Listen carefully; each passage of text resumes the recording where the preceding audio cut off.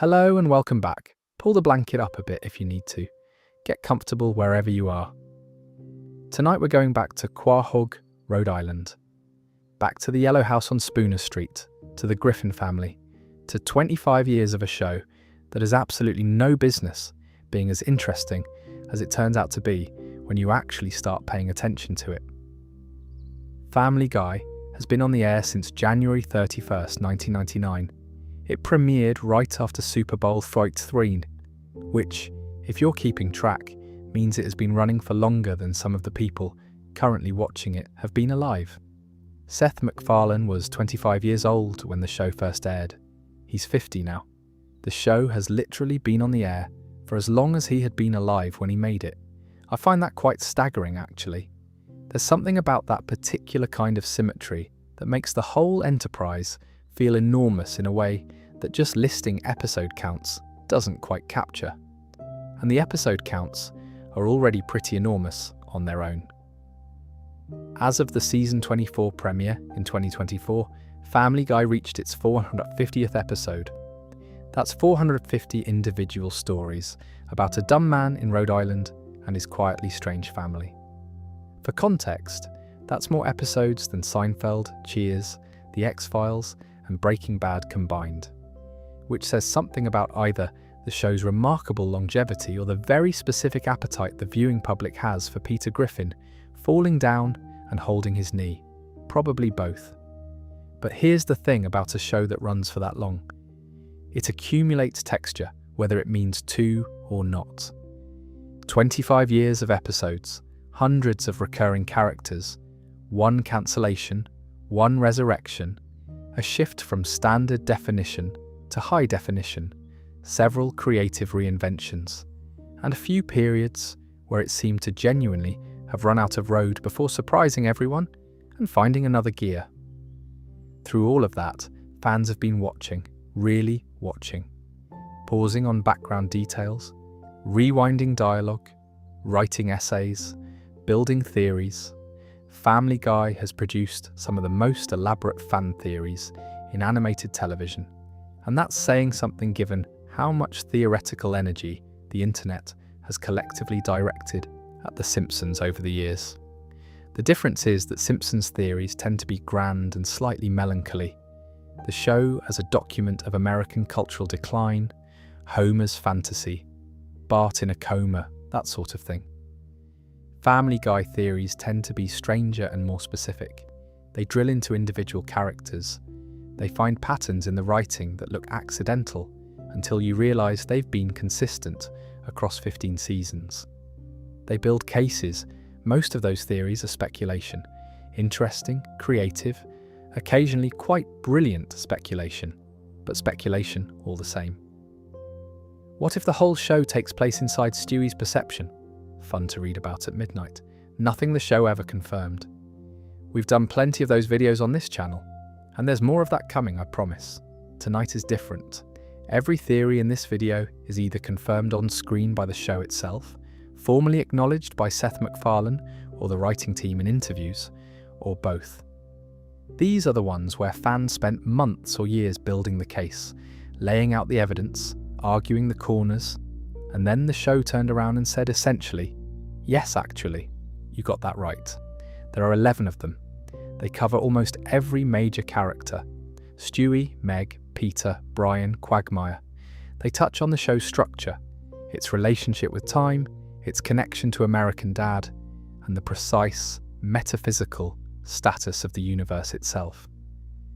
A couple of them are genuinely quite funny when you sit with the implications. A couple of them are a bit sad. One of them involves the creation of the actual universe, which I think earns its place on any list on sheer audacity alone. Now, I should say, this isn't going to be one of those videos where every theory is treated like a thriller with a twist ending. These are things the show confirmed. The interesting part isn't the revelation exactly. It's what the confirmation does to everything you've already seen. The way a piece of information sits differently in your mind once you know it's been verified versus when it was still a theory. That retroactive reframing is, I think, what makes confirmed theories more interesting than speculative ones, in a lot of ways. The speculation is exciting, the confirmation is satisfying, and satisfaction, at this time of night, seems like the right thing to be aiming for. So that's what we're doing. No rush, no drama, just a careful, unhurried walk through 11 things that Family Guy's fans figured out before the show told them. And what those things mean for a series that has spent 25 years looking like it's not paying much attention, while actually paying quite a lot of it. If you haven't already subscribed and you enjoy this kind of late-night deep dive, it genuinely does help the channel to do so. There's a button somewhere in the usual place. The show's history is actually part of why it generates this kind of confirmed theory material in the first place. And it's worth spending a moment there before we get into it. The show was cancelled by Fox after its third season in 2002, properly cancelled. The final episode didn't even air on the network. It went to Adult Swim. And then the DVD sales came in. And then Cartoon Network started airing reruns. And then the viewing numbers climbed to a point where Fox reversed course, brought the show back in 2005, and quietly pretended the cancellation had been some kind of long holiday. What that gap created, the 3 years between cancellation and revival, was a fandom that had learned to work without the show. A community of viewers who had spent years rewatching the first 3 seasons closely enough to notice things that casual viewers missed. By the time the new episodes arrived, those viewers were primed to analyse, and the new episodes gave them plenty to work with, because the revival Family Guy was subtly, interestingly, different from the original. And the question of whether those differences were accidental or intentional generated some of the best theoretical work the fandom has produced. Several of the theories on this list came directly from that gap. From fans watching old episodes on DVD, noticing patterns, building arguments, and then, years later, watching the show confirm what they'd worked out in their living rooms at 2 a.m. Which is, honestly, a rather lovely thing. The idea that a cancelled television show, kept alive by its audience, eventually rewarded that audience's attention with the answers they'd been building toward. It doesn't always work that way. Usually the fans are wrong, or the show never gets around to confirming anything, or the answer turns out to be the writers hadn't thought about it that deeply. Family Guy is one of the cases where it worked the other way, several times over. So, that's the context. 25 years, a cancellation, a resurrection, and a fandom that never quite stopped paying attention. Let's start where most of the best Family Guy theories start. With the baby. Specifically, with his voice. But before we do, one more thought about what makes this particular list different from the usual fan theory compilation. Most of these confirmations arrived quietly. The show did not stop and announce that it was confirming a fan reading. It did not release a statement. It just made an episode, or an interview happened, or a detail was placed carefully enough that the people paying close attention could see what it meant. The confirmation was built into the fabric of the show rather than proclaimed from outside it, and that means that for most of the theories on this list, there was no single moment of revelation. There was a gradual process of realization, re-watching an episode with new information, rereading an old interview through a new lens, noticing that the thing you suspected had been sitting in plain sight all along. That process is, I think, part of what makes these particular theories satisfying. The confirmation was always already there. It just took a certain kind of watching to find it. Stewie Griffin first appeared on January 31st, 1999. He was 1 year old. He had a football-shaped head, and he spoke in an accent that no one in the Griffin household, or the surrounding neighbourhood, or the state of Rhode Island, could plausibly have given him. The clipped vowels, the precise consonants, the cadence of someone who attended a very serious school and thought about vocabulary before deploying it. It was, from the outside, a joke. The joke being, why does this baby from Quahog sound like a minor English villain from a 1940s film? For the first several seasons, that was more or less where the analysis stopped. The accent was a quirk, an affectation, part of what made Stewie funny. But fans started noticing things. Small things, mostly. Moments when the accent softened at the edges. When Stewie was frightened, when he was caught off guard, when he said something that sounded like it was coming from a real place, rather than a performance. The accent would slip. Just slightly. And underneath it was something that sounded less like a drawing room and more like Rhode Island. The theory that emerged, gradually, through forum posts and video essays and rewatches, was that the accent wasn't natural. That Stewie had constructed it deliberately, consciously or not, as a kind of armour. The argument was built on a few observations. 1. No one questions the accent. Not Lois, not Peter, not any of the extended family. A baby with a cut-glass English accent is, objectively, unusual enough to comment on. The fact that no one does suggests, on some level, that the show is asking the audience to look at the accent differently. 2. The accent doesn't appear in Stewie's earliest flashback memories, in moments where the protective layer hasn't yet been constructed. 3. And this is the one that really got people. The accent is most pronounced when Stewie is performing. When he's addressing an audience, even if that audience is just Brian sitting on the couch, it drops when he's unguarded. The theory held that the accent was psychological, that it was Stewie's way of presenting a version of himself that felt more capable, more distinct, more worthy of attention than the version underneath. And then, on March 19th, 2017, the 300th episode of Family Guy aired. The episode was called Send in Stewie, Please, Season 16, Episode 12, and the entire episode, all 22 minutes of it, took place in a single room. No cutaway gags, no B-plot about Peter doing something catastrophic in the kitchen, no slapstick. Just Stewie, sitting across from a child psychologist named Dr. Cecil Pritchfield, having a conversation. The setup is that Stewie has bitten a classmate at school. Not metaphorically, actually bitten another child. The school has arranged the session. Stewie arrives with his guard entirely up, which is to say, the accent is immaculate. He analyses Dr. Pritchfield within about 40 seconds of entering the room, deduces details about his personal life from the decor, deploys the wit like a shield.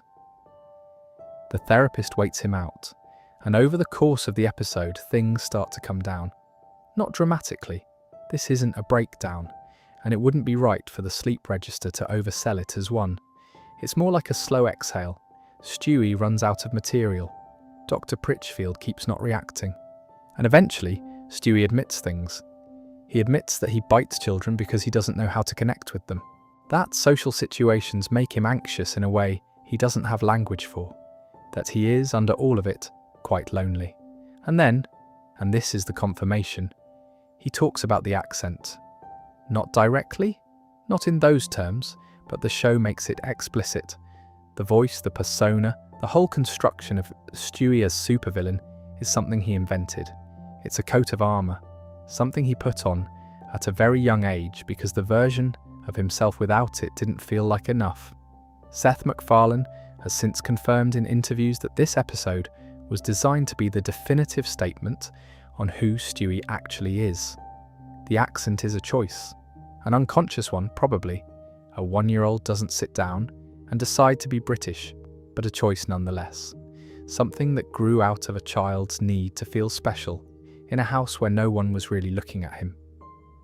What this does to the earlier seasons is genuinely interesting to sit with. Every scene of Stewie addressing Peter with theatrical disdain, every speech to an imaginary audience, every monologue delivered with those precise constructed vowels. Those are all performances. They're a baby's version of a stage persona, built not from confidence, but from the absence of it. The moments where the accent cracked, the genuine fear in certain episodes, the laughter he couldn't control, the grief that surfaced occasionally in the road to episodes. Those were the real Stewie, the unperformed version, the one that existed before the coat of armour got put on. And here's a detail that ties to the second confirmed theory, which we'll get to a bit later. Stewie's loneliness, as expressed in the therapy episode, isn't about hating his mother. It's about wanting her to see him. That's a completely different thing, and it reframes the entire first decade of the show. But we'll get there. For now, the accent theory. Confirmed in season 16, a fan's careful reading of 30 seconds of slippage across 12 years of episodes, validated by the 300th episode of the show in a room with no jokes and a very patient therapist. One further piece of evidence worth mentioning, because the theory was built from many small observations rather than one single argument. The Road to episodes, which are the Brian and Stewie adventure installments that run across the whole series, are consistently the episodes where Stewie sounds most like himself. The accent doesn't disappear in these episodes, but it sits differently. There's a relaxation in it, a quality of speaking with someone he trusts rather than performing for an audience. The Road to episodes are, in the confirmed reading, the closest thing the show gives us to unguarded Stewie, and the voice in those episodes, while still British in register, has a warmth and a directness that the villain mode accent doesn't carry.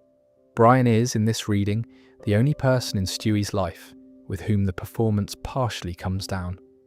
Not fully. Stewie never fully drops the construction while the show is running, but enough that the difference is visible. Enough that the fans who built the accent theory noticed it. Enough that the 300th episode could confirm it without the confirmation feeling like it came from nowhere. It came from 17 seasons of evidence, small patient accumulated evidence. The theory was there before the confirmation because the writers put the evidence there first. Something else worth sitting with about this particular confirmation is how the show chose to deliver it. The 300th episode of a major animated series is traditionally a production event, something with celebrity cameos or an elaborate premise or a meta joke about the show's own longevity. Family Guy used it to put a baby in a room with a therapist for 22 minutes. That's an unusual creative decision, and the fact that the writers chose their milestone episode for this specific confirmation, this acknowledgement of who Stewie actually is, suggests that the accent theory, the loneliness reading, the whole framework the fandom had built, was something the writers considered important enough to address properly. There's also something worth sitting with in the therapist's name, Dr. Cecil Pritchfield. Cecil is an old-fashioned name that carries a British register, or at least the suggestion of one. Pritchfield has a similar quality. The show chose to give Stewie's therapist a name that sounds like the accent. The man who helps Stewie take the armour off has a name that sounds like the armour itself. Whether that was deliberate is not something I can confirm, but it's the kind of detail the show's writers tend to be careful about. There is a broader pattern in the confirmed version of the character that I find quite interesting. Stewie is, by any measure, the most capable person in the Griffin household. He has built functional time travel, a working interdimensional teleporter, weapons beyond current military technology, and, as we'll discuss in a little while, the universe. He uses all of this primarily to navigate a domestic environment in which he is the youngest and least powerful person present. A 1-year-old with extraordinary intelligence, surrounded by adults who see an infant because he is one. The tension between those two things, the extraordinary capability and the ordinary powerlessness, is what the accent is bridging. The British voice is Stewie insisting he is not what he appears, that he is distinct, sophisticated, worth a different kind of engagement. The voice says, "Look again." And of course nobody looks again, because he is, despite everything, a baby in a onesie in Rhode Island. The confirmation works because it validates the emotional logic of the character rather than just ticking a theory box. The accent is fake, but the reason it's fake is real. And the reason is specific and human and a little sad in the way that only things that are also funny can be sad. Megan Griffin, 17 years old, perpetually, for the last 25 years of broadcast television. She has a pink woolly hat, a voice that tends toward the plaintive, and the singular distinction of being the character that the rest of the Griffin household treats as a kind of emotional rubbish bin. If something is going wrong in the house, it tends to end up pointed at Meg. If Peter needs someone to be cruel to, Meg is there. If the family dynamic needs a release valve, Meg is the valve. For the first 8 or 9 seasons, this read as a writing shortcut. The lazy explanation was that the writers didn't have a strong sense of who Meg was, so they defaulted to making her the butt of things. And honestly, that's not an unfair observation. There are plenty of early Meg moments that feel like the writers just needed a target, and she was convenient, but a different theory started building around season 8 or 9, in the corners of the fandom where people were paying close attention. The theory argued that Meg's mistreatment wasn't lazy writing at all, that it was, in fact, the most deliberate thing in the show, that the writers had constructed Meg as the family's emotional lightning rod, the specific point at which all the dysfunction in the Griffin household was grounded, and that without her in that role, the whole family would collapse into itself. The logic went like this. Peter and Lois have a marriage that, if you look at it clearly, is quite unstable. Peter is impulsive, often cruel, frequently reckless.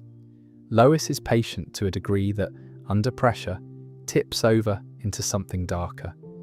Chris is emotionally fragile in ways the show tends to underplay. Stewie, for all his apparent invulnerability, is deeply lonely.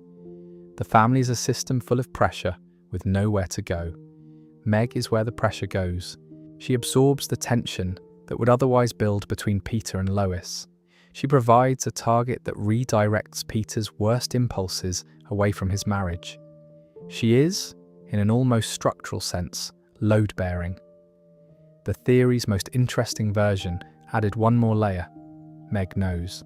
She's aware of what she's doing, and she does it because she loves her family, or at least because she's decided that this is what love looks like in this particular house.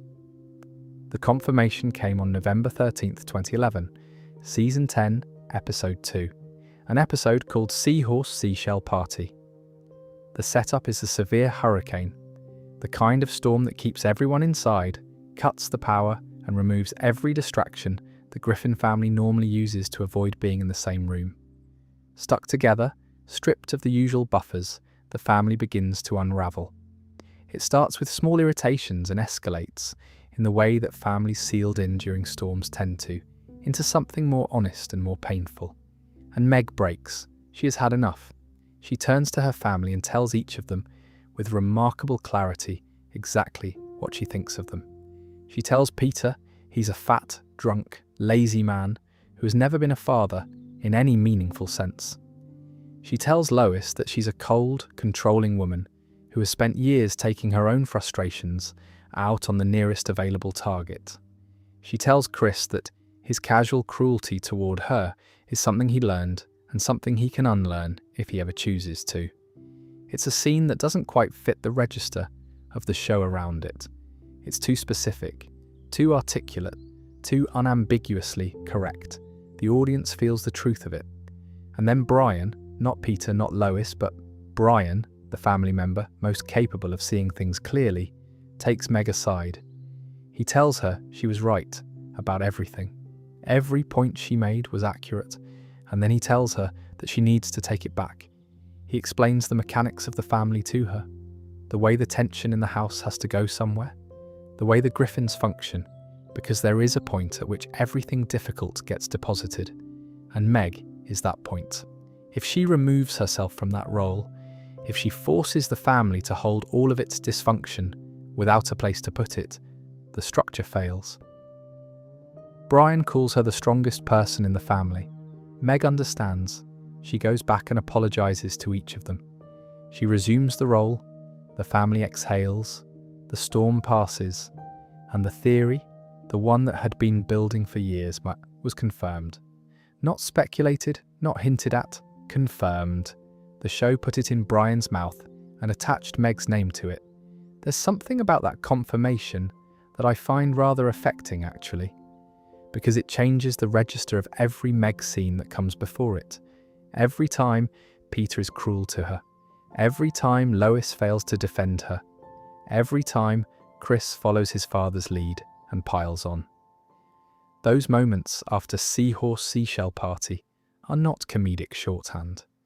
They are someone doing a job nobody asked her to do, that nobody thanked her for, that the family's survival apparently depended on. Meg Griffin absorbs the damage. She has always absorbed the damage. She understood what she was doing, and she kept doing it anyway. The show, to its occasional credit, knows this. There are episodes in later seasons. Dial Meg for Murder, where a prison stint makes her briefly formidable. Peter's Two Dads, where her relationship with her biological father is explored with more care than the show usually brings to Meg, where you can see the writers working with the confirmed version of the character. The one who is load-bearing, the one who is, by Brian's own acknowledgement, the strongest person in the house. Whether the early writers intended all of that, or whether the show caught up to something implicit in the design, is a good question. The answer, I suspect, is somewhere in the middle, as these things usually are. What I find interesting about the confirmed version of Meg is how it changes the register of even her smallest appearances. A scene where Meg walks into the kitchen, gets insulted by Peter, and walks back out, which happens dozens of times across the run, looks different once you know she's load-bearing. She is not absorbing insult because she has no other option. She is doing it because she has decided, with a clarity that most of the other characters never reach about anything, that the family's survival is worth the cost. Every small humiliation in every throwaway scene is a conscious act. That's a different character to watch. The episode Dial Meg for Murder, Season 8, Episode 10, aired January 24th, 2010, is the show at its most honest about what it has built in Meg. She goes to prison. She comes out formidable. She is physically imposing, emotionally direct, and briefly, quietly, the most powerful person in the house. The family's afraid of her. The comedy is that this state doesn't last. The show can't sustain it without becoming something different. But the episode exists as a confirmation that the writers knew what Meg was capable of if she stopped absorbing and started redirecting. She chose not to. She went back. The choice is the point. There's one more small thing about the Meg confirmation that I find worth adding, mostly because it involves a line of dialogue that tends to get quoted out of context and deserves its full context. When Brian tells Meg she is the strongest person in the family, she doesn't react with gratitude. She reacts with something closer to recognition, as if she already knew this was true, had always known it was true, and the only new information was that someone else had noticed. The strength was never in question. The question was whether it would ever be acknowledged. And Brian, in the middle of a hurricane, in a house with no power, with the family unravelling around them, acknowledged it. That is the confirmation. And Meg went back to her room, and the next episode was about Peter doing something else, and the show continued exactly as before. The lightning rod returned to her position. The family stayed together. The storm passed. The show knows this, and it kept going anyway, but the confirmation is there, on screen in Season 10. Brian Griffin in a hurricane, telling Meg Griffin the truth about what she is to her family. It's one of the more quietly devastating things the show has ever done. And it answers a question fans had been asking for the better part of a decade.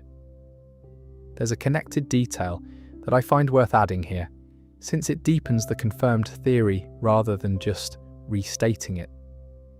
The episode Seahorse Seashell Party doesn't frame Meg's choice to resume the lightning rod role as defeat. It frames it as something she arrives at through understanding. Meg is not a passive absorber of the family's damage. She's an active participant in the family's survival. She makes a choice, informed by Brian's explanation and her own reading of the people around her, to continue doing something that is hard and thankless because she can see that the alternative is worse. That is, functionally, the definition of selfless love applied to a family structure. Not the kind of love that announces itself, the kind that holds things together from underneath, invisible to everyone who benefits from it. The other thing I want to note is the specificity of who confirms it. Brian is the one who tells Meg the truth about her role. Not Peter, not Lois, not a therapist or a teacher or any external voice. The family member who confirms Meg's importance to the family is the one who, in other contexts, is the most likely to be honest with her. Brian's relationship with Meg across the seasons is inconsistent. There are episodes where he treats her badly, which is its own complicated reading, but in the moments where the show needs someone to see Meg clearly, it keeps returning to Brian.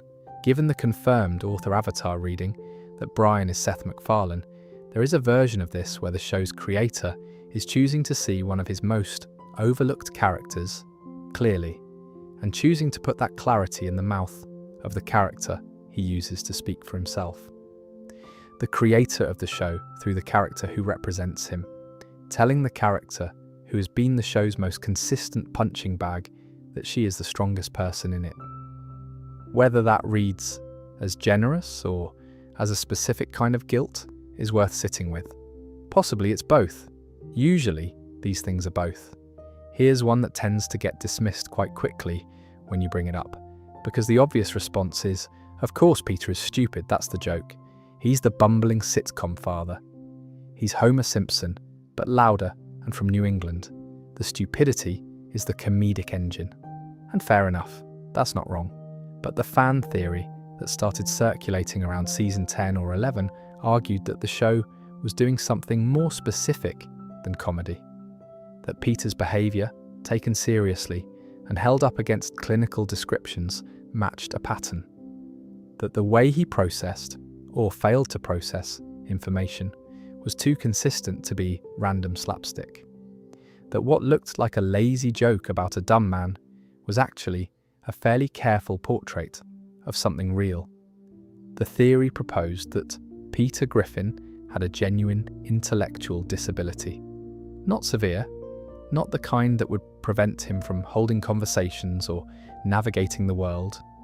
Borderline intellectual functioning, which sits just below what would typically be called average cognitive ability, presenting as difficulty with abstract reasoning, poor impulse control, a tendency to misread cause and effect, and social judgment that tends to get the person in trouble in specific, predictable ways.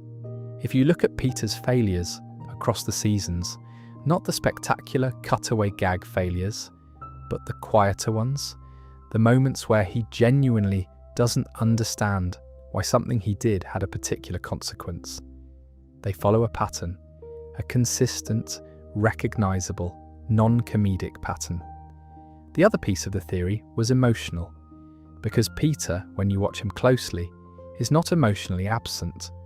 He loves Lois, he loves his children, even when he expresses that love badly.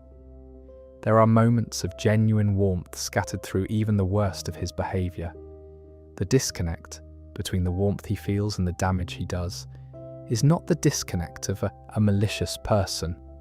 It's the disconnect of someone who doesn't have the cognitive toolkit to translate feeling into appropriate action. That's a different character than bumbling sitcom dad. It's a more complicated one. Fans built this case over years. They pointed to Peter's hospital visits and the various medical observations the show had dropped about his brain function. They pointed to episodes where neurological or cognitive assessments had been briefly touched on and then played for laughs, which is the show's habit with things it doesn't want to address directly. They pointed to the specific and consistent nature of his errors, and they argued that the show was eventually going to confirm what it had been implying. They were right. In season 14, Peter undergoes testing. The precise episode framing varies slightly, depending on how you're watching. The show handles it across a few narrative moments, rather than a single dramatic revelation, but the on-screen confirmation arrives. Peter Griffin receives a diagnosis. Borderline intellectual functioning. The clinical term, on-screen, in a show that had spent 13 years making jokes about how thick he was. Peter's reaction is, in its own way, one of the more telling moments in the series. He doesn't fully process the implications, which is, of course, entirely consistent with the diagnosis. But there's a moment of stillness in him, something that looks like recognition, as if some part of him, somewhere below the comedy, has been handed a name for something that was always there. The confirmation changes the comedy retroactively, and it changes it in a specific direction, toward compassion rather than contempt. When you watch Peter fail at something in a Season 3 episode, without the confirmed diagnosis, he reads as an idiot who should know better. With the diagnosis, he reads as someone doing his best with a toolkit that was assembled differently from everyone else's. That's not a small shift. It changes your relationship to the character, and it changes your relationship to Lois too. Because Lois's patience with Peter, which can look from one angle like codependency or exhaustion dressed up as love, looks different if you understand that she is, at least in part, a carer. Someone who has built a life alongside a person who needs more support than he's able to ask for. That's a different kind of marriage than the sitcom version. It's more complicated and more interesting, and the show confirms it without ever quite drawing attention to the fact that it's done so. There is also something quietly generous about the theory itself. The fans who built this case were, in their own way, defending Peter Griffin. They were saying, he is not just a punchline, there is a reason he is the way he is, and the reason is not malice, and it is not laziness, and it is not the writers not caring. The reason is that he is a person with a specific named condition, doing his best inside a cartoon about a dumb man from Rhode Island. There's a specific consequence of the confirmed diagnosis that I find worth noting, the way it reframes Peter's relationship with his own children, and specifically with Chris. Chris Griffin is, in several ways, the most Peter-adjacent child in the house. He shares his father's broad build, his father's tendency toward distraction, his father's habit of making connections that don't quite follow from the available information. Chris is frequently the character through whom the show explores what Peter would have been like as a teenager. And in the confirmed diagnosis reading, Chris carries a version of the same cognitive profile. Not quite as pronounced maybe, but the pattern is recognizable. That makes the moments when Peter and Chris connect, the episodes where the two of them end up on an adventure together and something genuine passes between them, warmer than they would otherwise be. Not a bumbling father and his bumbling son, producing chaos through mutual incompetence. Two people who share a specific way of seeing the world, spending time together in a universe that wasn't quite built for the way they see it. The confirmed theory, in other words, doesn't just make Peter more sympathetic, it makes the Griffin family-specific dynamics, the particular texture of who connects with whom and why, more coherent. Lois holds the house together because she is the cognitive counterbalance.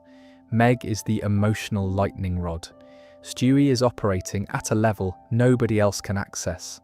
Chris and Peter are the ones who get lost together, and the diagnosis explains why they get lost in the same specific ways. He is doing his best.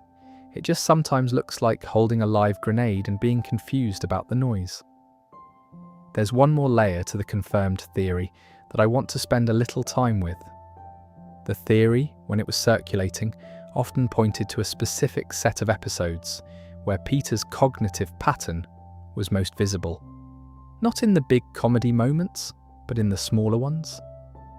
The moments where Peter received information and processed it incorrectly.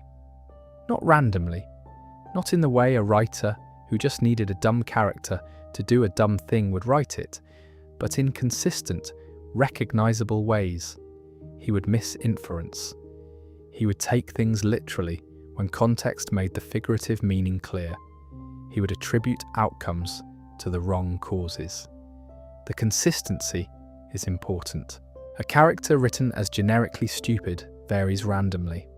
A character written, knowingly or otherwise, around a specific cognitive profile shows up in the same ways, across seasons, in scenes written by different writers. The fans who built the Peter theory were arguing that the consistency was diagnostic, that the character had been assembled intentionally or through accumulated writing decisions around something real. The diagnosis confirmed in season 14 is borderline intellectual functioning. It's worth knowing what that actually describes.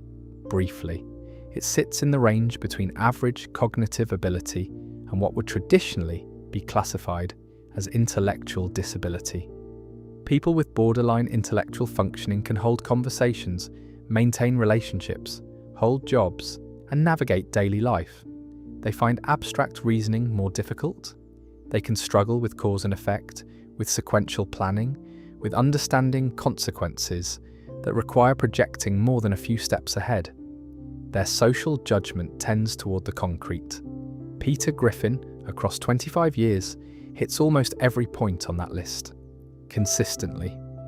Across hundreds of episodes, that's either the most accidentally specific characterization in animated television history, or it is, as the fan theory argued, and the show confirmed, intentional. And the confirmed reading is the more interesting one, because it changes Peter from a joke into something that requires more from the audience. When you watch a man with borderline intellectual functioning try to be a good father, the attempts that fail don't read as stupid, they read as earnest. The gap between what he wants for his children and what he's able to provide is not a character flaw, it's a condition, and the love that motivates the failing attempts is real regardless of whether the attempts succeed. That's Peter Griffin, diagnosed in season 14, confirmed by the show, and, in the confirmed reading, a more interesting person than the bumbling sitcom Father the Surface version of the show would have him be. Right, this one. This is the theory that sits at the far end of the spectrum from the quiet, emotionally grounded ones we've just been through. This one is cosmological. This one involves the literal origin of all existence. And it was confirmed not through a subtle episode packed with subtext, but through a season 9 episode that played it completely straight and then went back to the usual business of Family Guy as if nothing had happened. The episode is The Big Bang Theory, season 9, episode 16. It aired on May 8th, 2011. The title is not a reference to the CBS sitcom, or at least not only a reference to it. It means exactly what it says. The setup is a minor domestic argument. Stewie wants to travel back in time to land a better insult on Brian during a previous conversation. Brian, quite reasonably, doesn't want to participate in this. They argue. They struggle over the time machine. And in the process of arguing over it, both of them are launched. Not back in time, but out of the space-time continuum entirely. Into a place that exists before time, where the laws of physics don't apply, and where Stewie's return pad, the device that allows him to navigate between time periods, can't function. Here is where the episode turns from a comedy B-plot into something stranger. Stewie needs to get back to the present. The return pad won't work outside space-time. His solution, arrived at with the kind of lateral thinking that is, at this point, his signature, is to overload the return pad deliberately. The explosion will be large enough to propel them forward into the future. Brian talks him into it, which is a detail worth holding on to. Brian is directly responsible for what happens next. Stewie overloads the pad. The explosion occurs. They're sent back to the present. Back in his room, Stewie does what Stewie does. He starts researching. He looks up the explosion. He checks the coordinates, the energy output, the precise location in space and time of the detonation. And he finds that the explosion he and Brian caused, outside the space-time continuum, before the existence of the observable universe, matches precisely the origin point of the Big Bang. Stewie Griffin created the universe, not metaphorically, not as a joke. The episode commits to this. The coordinates match. The energy levels match. The timeline works. Stewie caused the explosion that created everything. The fan theory this confirms had been circulating for a while, though it was on the lighter end of Family Guy speculation. less a dark reading of character psychology and more a grand absurdist observation. The theory was that Stewie's relationship with causality was different from everyone else's, that his time travel wasn't just moving around inside the existing universe, but was somehow constitutive of it. That wherever Stewie went, the universe accommodated him, because in some fundamental sense, Stewie was prior to the universe. The Big Bang Theory episode made that literal. Stewie is not just a time traveler. He is, in the show's confirmed cosmology, the reason there is a universe to travel through. Now I want to dwell on one detail here, because it's the one I find most amusing. Stewie's response to discovering that he created the universe is to sit with this information for a moment, processing it with the gravity it deserves, and then essentially move on. Because he's got other things to think about. This is obviously the joke, but it's also a specific kind of joke. The comedy is in the proportion, the collision between the enormity of the revelation and the smallness of the person receiving it. Stewie created everything that exists. Stewie is 1 year old. He has just overloaded a return pad in a petty argument about an insult. The universe was a side effect of a domestic dispute. What I love about it, sitting with it at this time of night, is that it's actually a philosophically coherent position on the relationship between grand events and small ones. The biggest things in history tend to emerge from the most prosaic circumstances. The universe begins, not with divine intention, but with two beings arguing over a device in a place outside time, one of them pressing a button because the other talked him into it. Brian talked him into it. Brian is technically co-creator of the universe. There's a confirmed theory about Brian we'll get to shortly that might add something to that. But for now, Stewie Griffin, baby, supervillain, creator of all existence, doing his best to be noticed, accidentally making everything along the way. There's a secondary implication of the Big Bang confirmation that I find quite interesting to dwell on. If Stewie created the universe, then everything in the show, every character, every location, every event, exists within a universe that a 1 year old built. Not intentionally, not as a grand project, as a side effect of an argument. The entire known universe is the accidental consequence of a domestic dispute between a baby and a dog. And the baby, upon learning this, moves on fairly quickly. This connects very loosely to something that philosophy has thought about for a long time. The question of whether the universe requires a creator who cares about it, or whether it's possible for something enormous to have been caused by something that had no intention of causing it. The traditional theological answer is that creation implies intention. The Family Guy answer, confirmed in season 9, is not necessarily. Creation can imply an argument about an insult and a device that malfunctioned under stress. I'm not saying the show's making a philosophical argument. It is a cartoon about a fat man in Rhode Island. But the logic holds inside the show's universe, and the logic is interesting. Stewie's universe, which is to say, our universe, the one the show takes place in, was created by accident. By a child who was annoyed. And the child is still in the universe he made, still a baby, still in a onesie, still largely ignored by the adults around him. There is something quite funny about that. And something quite quietly, something else. One detail that ties this back to the floating timeline theory. If Stewie created the universe, and the universe runs on its own time, then the eternal present of Spooner Street, the fact that nobody ages, that the same morning keeps arriving, that Meg is still 17 and Stewie is still 1, might not be a writing decision. It might be a property of a universe built by someone who, at the moment of building it, was only 1 year old and had not yet encountered the concept of time passing. This is almost certainly not what the writers intended, but it is what the logic produces, and late-night logic has a particular quality. There is a broader point here about what the Big Bang confirmation does to the show's cosmological status. Family Guy, if you follow the confirmed theories to their logical endpoints, is a show that takes place in a universe created by one of its own characters.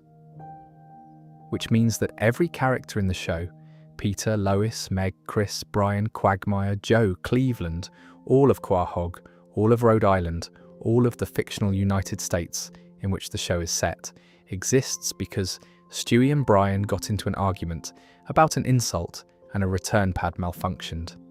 The show is inside Stewie. Stewie is inside the show. The loop closes.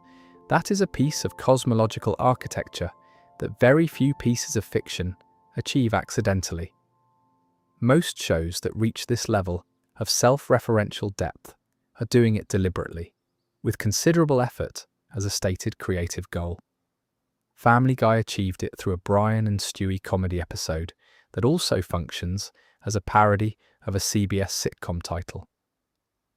That level of structural complexity arriving in that particular format is, I find, one of the more genuinely funny things about the confirmed theory. The show didn't mean to build an Ouroboros. It just kept writing Stewie episodes until one of them accidentally became the origin myth of the entire universe, and then moved on. The casual shrug is the joke, and the casual shrug is also the thing that makes the confirmation feel true rather than forced. Brian Griffin was born, in the fiction as a character, in 1999. He was 1 year old in the pilot, which puts his birth somewhere around 1998.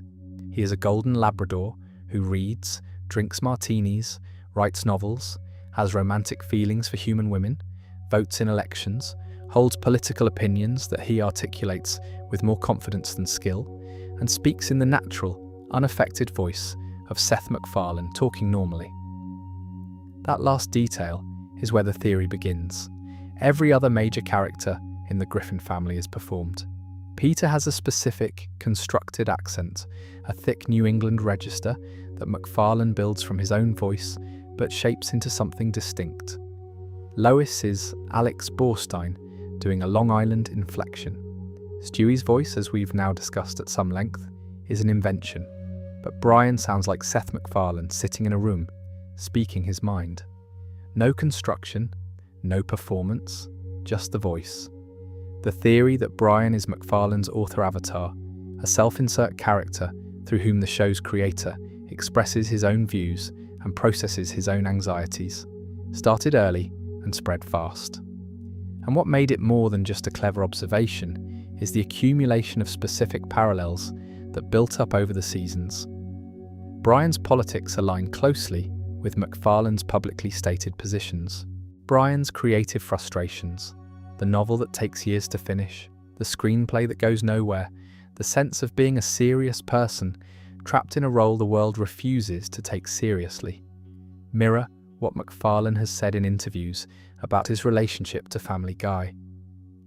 MacFarlane has described himself more than once as someone who wanted to do other things, opera, film, more ambitious creative work, but who kept being pulled back to a show he'd made when he was 25 and couldn't quite escape.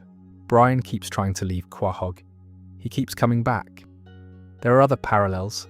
MacFarlane has spoken about his complicated relationship with celebrity, about the gap between how he's perceived and how he thinks about himself, about the difficulty of being defined by one project when you have ambitions in a dozen directions. Brian's arc across the show's run maps onto this remarkably neatly. The unsuccessful novel, the acting career that doesn't take off, the relationships with women who are, without exception, slightly out of his reach, the self-awareness that's real, but not quite sufficient to produce the behaviour change he keeps promising. The confirmation came most explicitly in an episode from season 15 called Inside Family Guy. Episode 4 of that season aired on October 9th, 2016. The episode framed the show as a television programme within the television programme, a behind-the-scenes special about the making of Family Guy, in which the Griffins play fictionalised versions of themselves for an audience. It's a meta episode in a show that does meta occasionally, but this one was specifically designed to draw attention to the show's constructed nature. Within that framework, Brian's position becomes the most interesting one. He is the character most aware of the artifice. He's the one who seems most uncomfortable with the pretense, most inclined to look at the camera and acknowledge what he sees. Which makes sense if Brian is the person who made the show looking back at himself through the characters he created. MacFarlane has been asked about this in interviews and has not been especially cagey. He's confirmed that Brian's voice is his natural speaking voice. He's confirmed that Brian's politics are his politics. He's confirmed, in that particular way people confirm things without quite saying them, that the parallels between Brian's creative failures and his own creative frustrations are not accidental. The show itself has since made a meal of the self-insert quality. Quagmire, in one of the more memorable moments in Season 9, delivers an extended critique of Brian that reads as a fairly brutal piece of self-criticism by the show about its creator. The points Quagmire makes, that Brian mistakes cynicism for intelligence, that his self-perception as a sophisticated thinker outpaces his actual output, that he uses his audience's expectations to avoid doing difficult things, these are not flattering. They are also, clearly, things MacFarlane has thought about himself. The show using Brian to criticise Brian, and by extension, using MacFarlane to criticise MacFarlane, is a specific kind of self-awareness that goes beyond the usual author-avatar dynamic. It's not just that Brian is MacFarlane's proxy, it's that the show has noticed this and used it, and decided to be honest about the uncomfortable parts. What this adds to the viewing experience is a kind of double vision.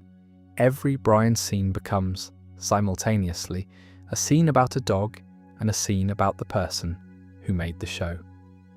Brian's warmth towards Stewie, which is the most consistent relationship in the show, the one that holds across seasons and tonal shifts, becomes MacFarlane's warmth toward his own most uncomplicated creation.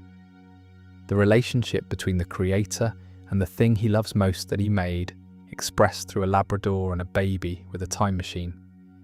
There's a version of that that's quite beautiful, actually, and there's a version of that which explains why Brian keeps coming back.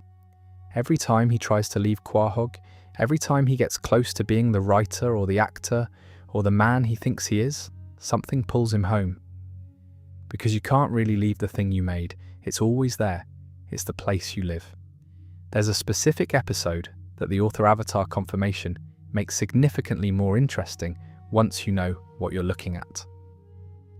In Season 9, Episode 5, Brian Writes a Bestseller, aired November 7th, 2010, Brian finally gets published, not with the novel he's been working on for years, with a self-help book he writes in a weekend as a joke at Stewie's suggestion.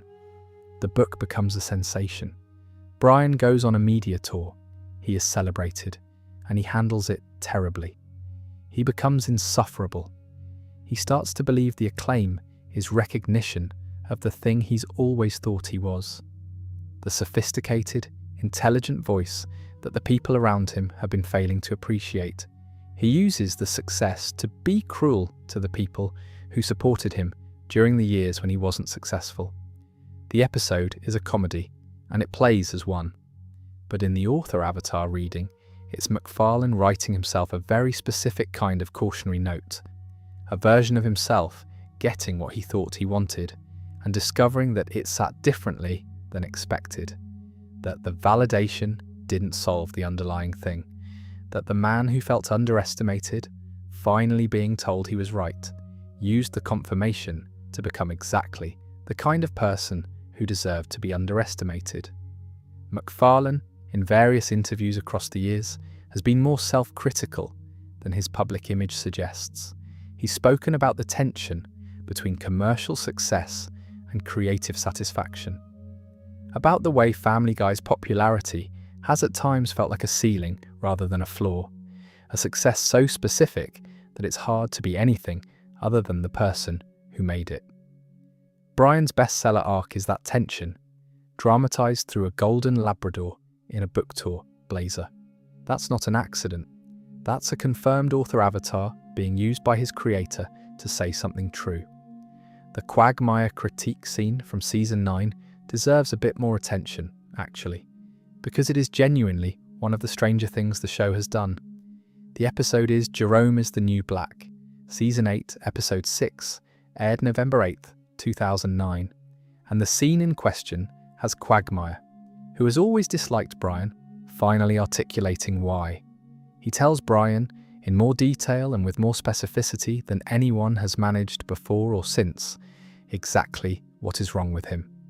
That he is a bad writer who thinks he is a great one, that his attempts at intellectualism are a performance, that his self-pity is a substitute for self-awareness, that he has, across his entire adult life, treated the people around him as an audience for a version of himself that he has never quite been able to become.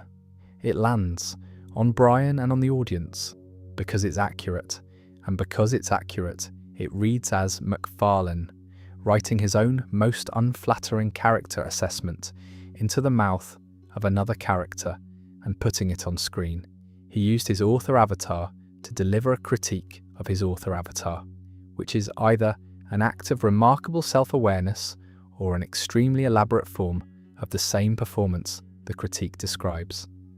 I genuinely don't know which, but I find that uncertainty interesting rather than troubling. The confirmed author avatar reading produces a show that is, at its best, in a genuine conversation with its creator about who that creator is and what he's afraid of. And that's a richer thing to be watching than a show that simply uses a character as a mouthpiece.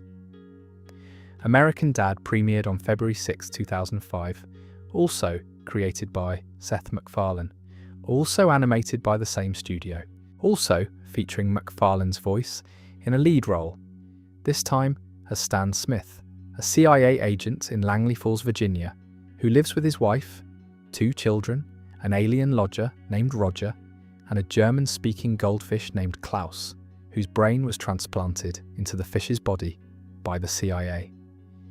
Which is, when you lay it out plainly like that, a fairly strange show.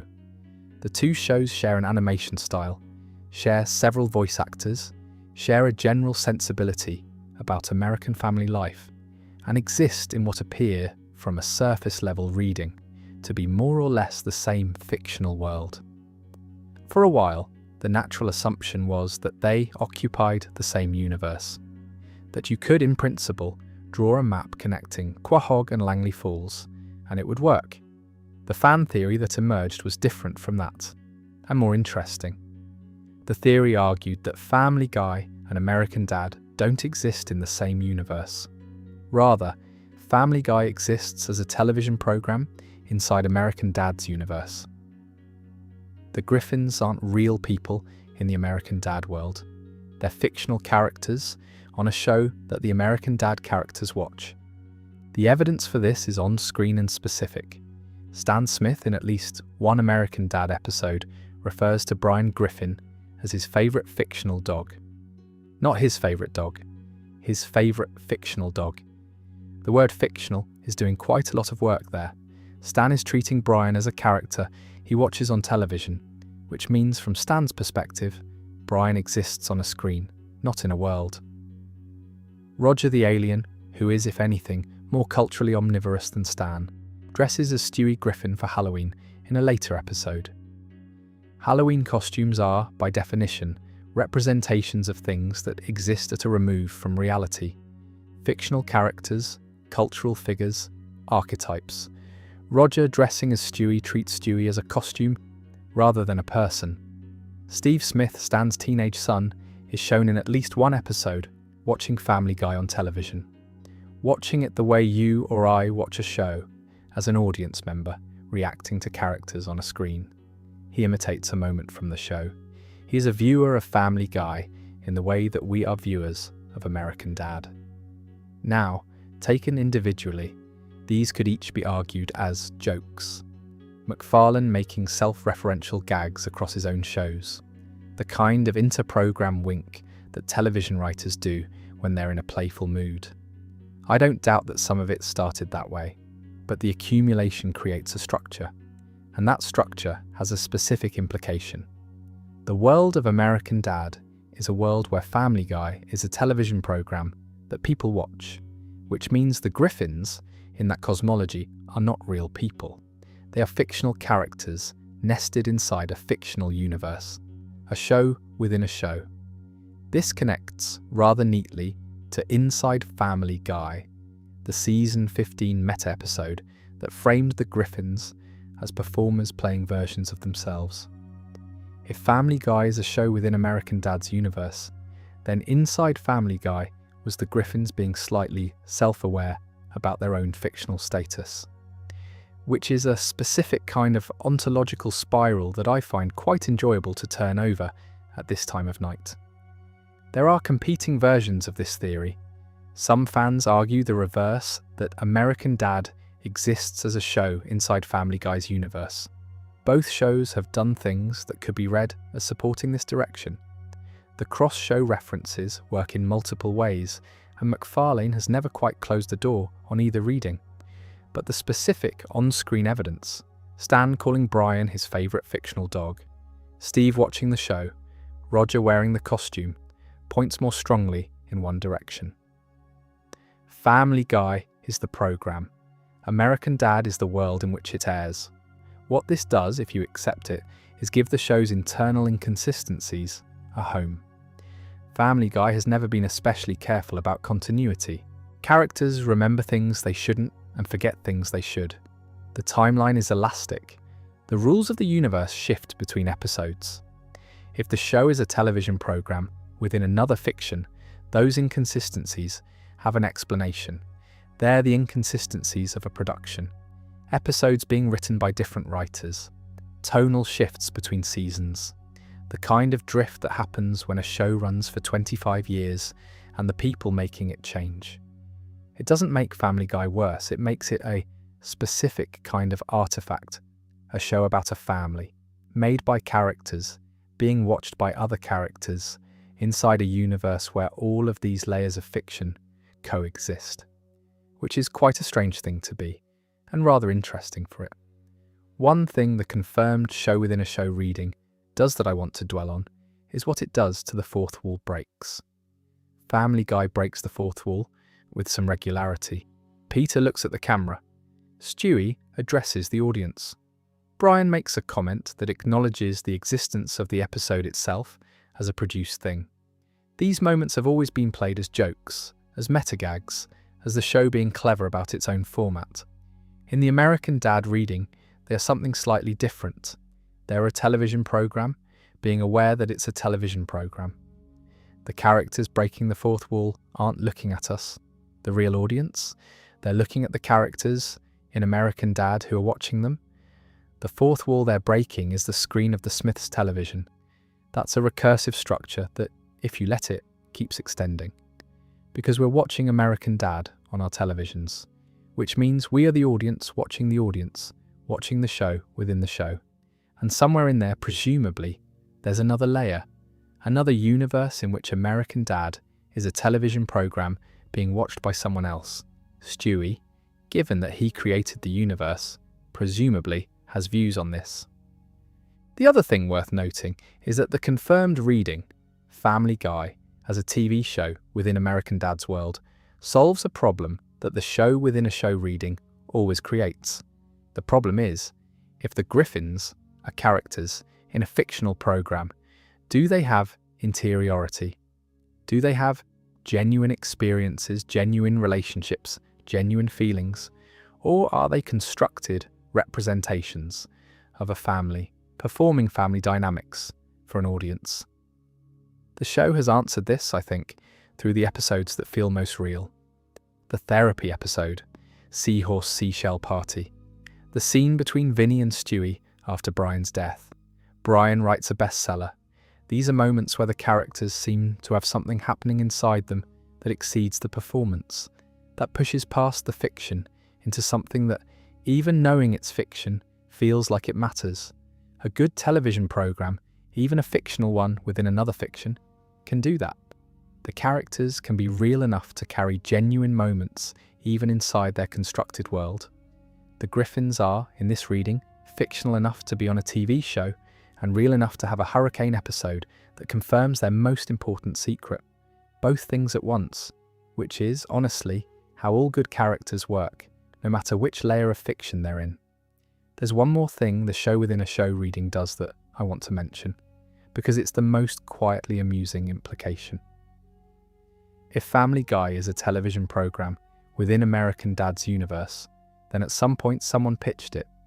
Some equivalent of Seth MacFarlane in the American Dad world walked into some equivalent of Fox and said, "I'd like to make a show about a dumb man in Rhode Island and his unusual family." And someone greenlit it, and it ran. And Stan Smith watches it. Which means that in the American Dad universe, Peter Griffin is a beloved fictional character. Stan has opinions about Brian.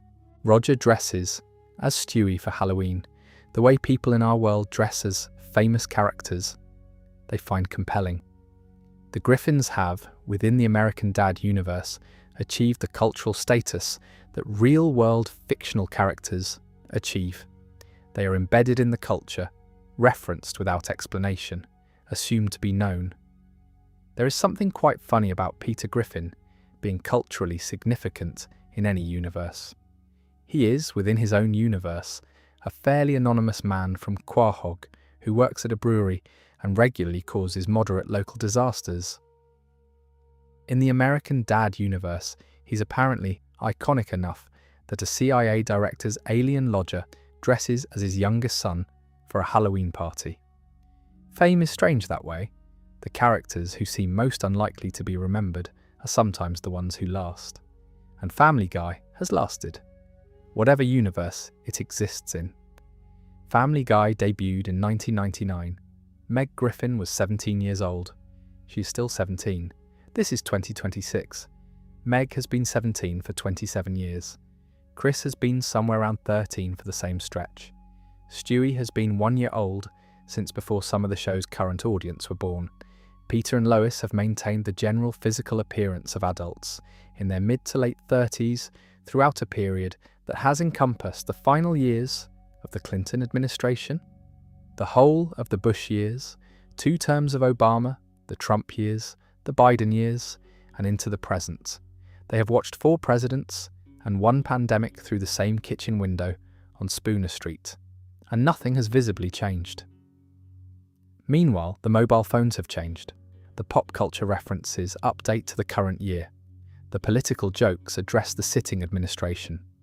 The background cultural texture of the show is contemporary in every episode, but the characters exist outside biological time in a way that would, in a live-action series, require a very specific explanation. The fan theory that this was deliberate, not a continuity oversight, not laziness, but a formal choice, is one of the more philosophically interesting pieces of Family Guy analysis. And it was confirmed, more or less explicitly, by MacFarlane and the writing team over a series of interviews. The argument the fans built goes something like this. The floating timeline is not a bug, it is the feature. Family Guy does not exist in real time. It exists in a kind of cartoon eternal present, the same mode that Peanuts operated in across 50 years, the same mode The Simpsons has used across 35, the same mode that newspaper comic strips have always used. The characters are not people aging through time. They are archetypes expressing something permanent about the culture they represent. Peter is not a specific 43-year-old man in 2026. He is what a certain kind of American father looks like when you apply a satirical lens. His age is irrelevant to his function. His function is to be a type, the type of the cheerful, reckless, deeply inconsiderate man who nonetheless loves his family and is, in some sense, loved back. That type does not have a birthday. Meg's perpetual adolescence is, in this reading, not a continuity convenience, it is a formal statement. The show is saying something about what it means to be a teenage girl, specifically to be a teenage girl who is overlooked, underestimated, and given no credit for the labour she does. And it is saying, this condition is not temporary. It does not resolve into something better at 18. The years of being the person who absorbs everyone else's damage are not a phase. They are, for Meg, a permanent state. And the floating timeline makes that visible by refusing to let her age out of it. That is a bleak reading. it is also a confirmed one. MacFarlane has described the floating timeline as a deliberate format choice rather than an error, a feature of the show's relationship to comedy and character, not a production oversight. The writers know that Meg should theoretically be in her 40s by now. They have chosen repeatedly and consciously to not let that happen.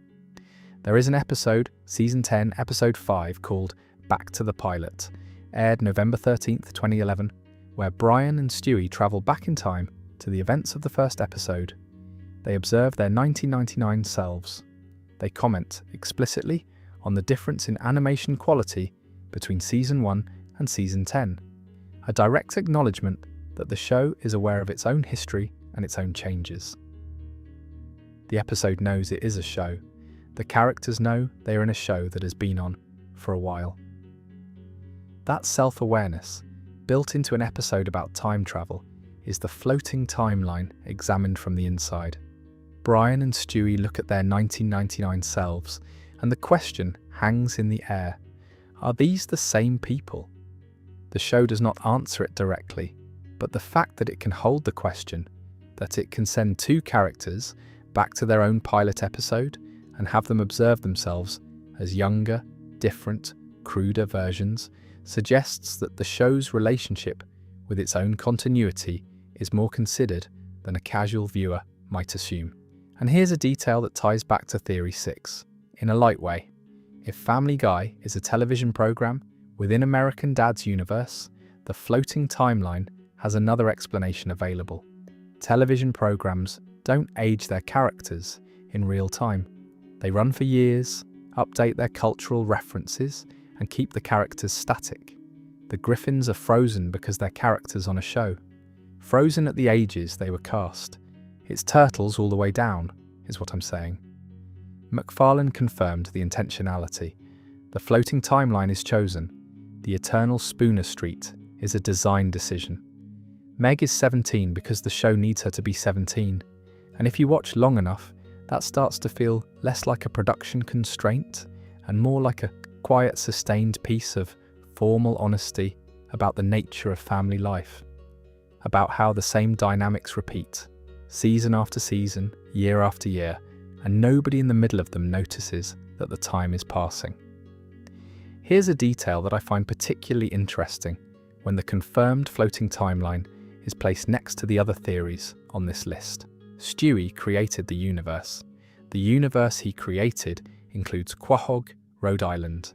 In that universe, nobody ages. Time passes outside the house. The show updates its cultural references, acknowledges current events, reacts to the world, but inside the Griffin household the clocks don't move.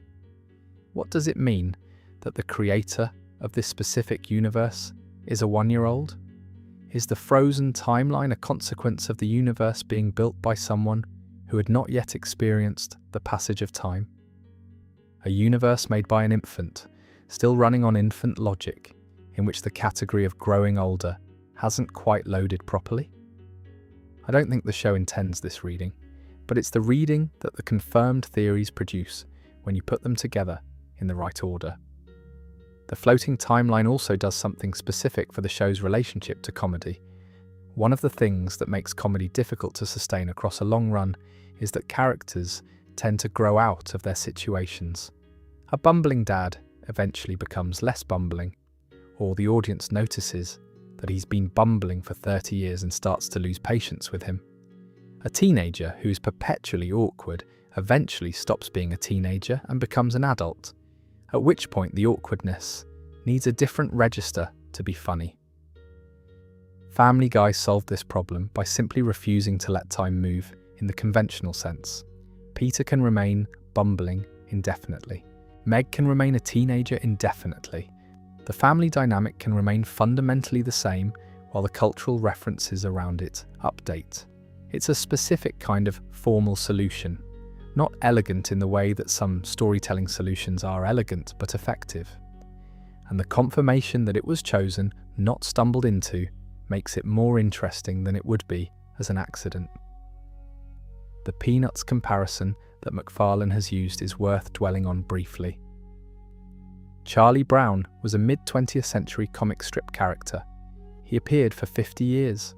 He never kicked the football. He never got the little red-haired girl. He failed and failed and failed again, in the same specific ways, for half a century, because Schultz understood that the appeal of Charlie Brown wasn't the hope of resolution. It was the quality of the specific failure, the specific texture of being that particular person in that particular situation. Peter Griffin, in the Floating Timeline, is the same structural proposition. He's not going to learn from his experiences in any lasting way. He's not going to grow. He's going to be Peter Griffin, that exact constellation of traits, that exact pattern of errors, forever. And the Floating Timeline is what allows the show to make that promise and keep it. Whether that's a comfort or something slightly more unsettling probably depends on where you are with it at any given moment. There's a quality to the confirmed Floating Timeline that I want to name, because I think it explains part of why the show has retained viewers across 25 years, in a way that is not fully accounted for by the quality of any individual episode. The Floating Timeline creates a specific relationship between the audience and the show that is different from the relationship a serialized drama creates. In a serialized drama, you watch because you need to know what happens next. You're invested in outcomes. The forward movement of the narrative is the engine of engagement. Family Guy offers something different, because nothing changes in any lasting way. Because Peter will always be Peter, Meg will always be Meg, the kitchen will always be the kitchen. You don't watch to find out what happens. You watch to spend time with these people, in these circumstances, the way you might reread a favourite book or rewatch a film you already know, not for the information, for the company. That is a specific kind of loyalty that the Floating Timeline makes possible. The audience doesn't have to track continuity, doesn't have to remember plot developments from seasons ago, doesn't have to be current to participate fully. You can drop into any episode of Family Guy and the landscape is immediately familiar. The people are the same. The house is the same. Spooner Street is waiting exactly where you left it. That familiarity, built and maintained across 25 years by the deliberate choice not to let time move, is probably the most underrated achievement of the confirmed Floating Timeline. It is not just a production decision, it is a kind of promise. Quahog will still be there. The yellow house will still be lit. The people inside it will still be exactly who they were the last time you looked. Glenn Quagmire has been one of the 4 core male friends in Quahog since the pilot, alongside Peter, Joe and Cleveland. And for most of the show's run, he existed primarily as a joke. The joke being that he was a serial predator with an incredible success rate and absolutely no self-awareness. Giggity, the catchphrase, the chin, the neighbours who've seen things. The show played this almost entirely for comedy. Quagmire's behaviour was outrageous in a way that was designed to be safely contained, farcical enough that the audience could laugh without feeling they were endorsing anything, which is a difficult balance to strike and which Family Guy didn't always manage, but mostly did in the early years. But there were cracks in the joke, moments where Quagmire was capable of something that looked remarkably like genuine feeling. His friendship with Peter, Joe and Cleveland had a warmth that didn't quite fit a man with no capacity for real connection. An episode in season 7 called Stewroids showed Quagmire with actual sadness. A later episode about his sister revealed that he was capable of moral outrage, specifically of recognising abuse and being disgusted by it. The fan theory built around these cracks argued that Quagmire had a specific history that the show hadn't revealed yet, that his behaviour wasn't just a character tick, but was connected to something in his background, that there was a reason his relationship with gender, sexuality and intimacy was so specifically distorted, and that the show eventually would show its work. The confirmation came in season 8, episode 11, Quagmire's Dad, aired May 2nd, 2010. Dan Quagmire arrives in Quahog. He's Glenn's father. He's a Navy man, decorated, respected, everything Glenn Quagmire aspires to be in the parts of himself he doesn't express through the giggity routine. The episode plays as a relatively straightforward family story for its first act, a son showing his father around, a visit, and then Dan reveals that he is transitioning. He is a trans woman. She has been living as Ida Davis. The episode handles this with the uneven touch that the show brings to most sensitive material. Some moments that land with more grace than you'd expect, some that don't. But the core of the story is Glenn's reaction. His struggle to reconcile the man he'd built his identity against with the woman his father has always been. What the episode confirms, what the fan theory had been building toward, is that Quagmire's relationship with gender and sexuality is not a vacuum. It didn't arise from nowhere. He grew up with a father who was publicly performing a version of masculinity he didn't feel. That experience, watching someone construct and maintain a persona that doesn't match what's inside, shapes a child in ways that are hard to trace but real. The show doesn't draw a straight line from Ida's transition to Glenn's behaviour. It doesn't need to. The confirmation is the connection, not the explanation. The fans who built the theory weren't claiming to understand exactly how the history mapped onto the present. They were claiming that the history existed, that Quagmire was not a character who had simply arrived in the world fully formed as a comedy predator, that there was a family and a father and a complicated dynamic behind the surface. And there was. The show confirmed it. There is also Screams of Silence, the story of Brenda Q from season 10, which deserves a brief mention here because it completes the picture. Quagmire's sister Brenda is in an abusive relationship. The episode is uncomfortable to watch. It's supposed to be, and it is, and a lot of people found it went further than they wanted. But what it reveals about Quagmire is specific. He can see abuse clearly when it's directed at someone he loves. He knows what it looks like. He knows it's wrong. He is capable of acting on that knowledge. That's a Quagmire with moral clarity, a Quagmire who has, somewhere in himself, a functional understanding of what harm looks like. The comedy predator routine doesn't vanish in the light of that. The show never fully commits to integrating its version of a character with its comedy version. But the combination of Quagmire's dad and Screams of Silence confirms what the theory proposed. There is a man behind the catchphrase. He is more complicated than the catchphrase.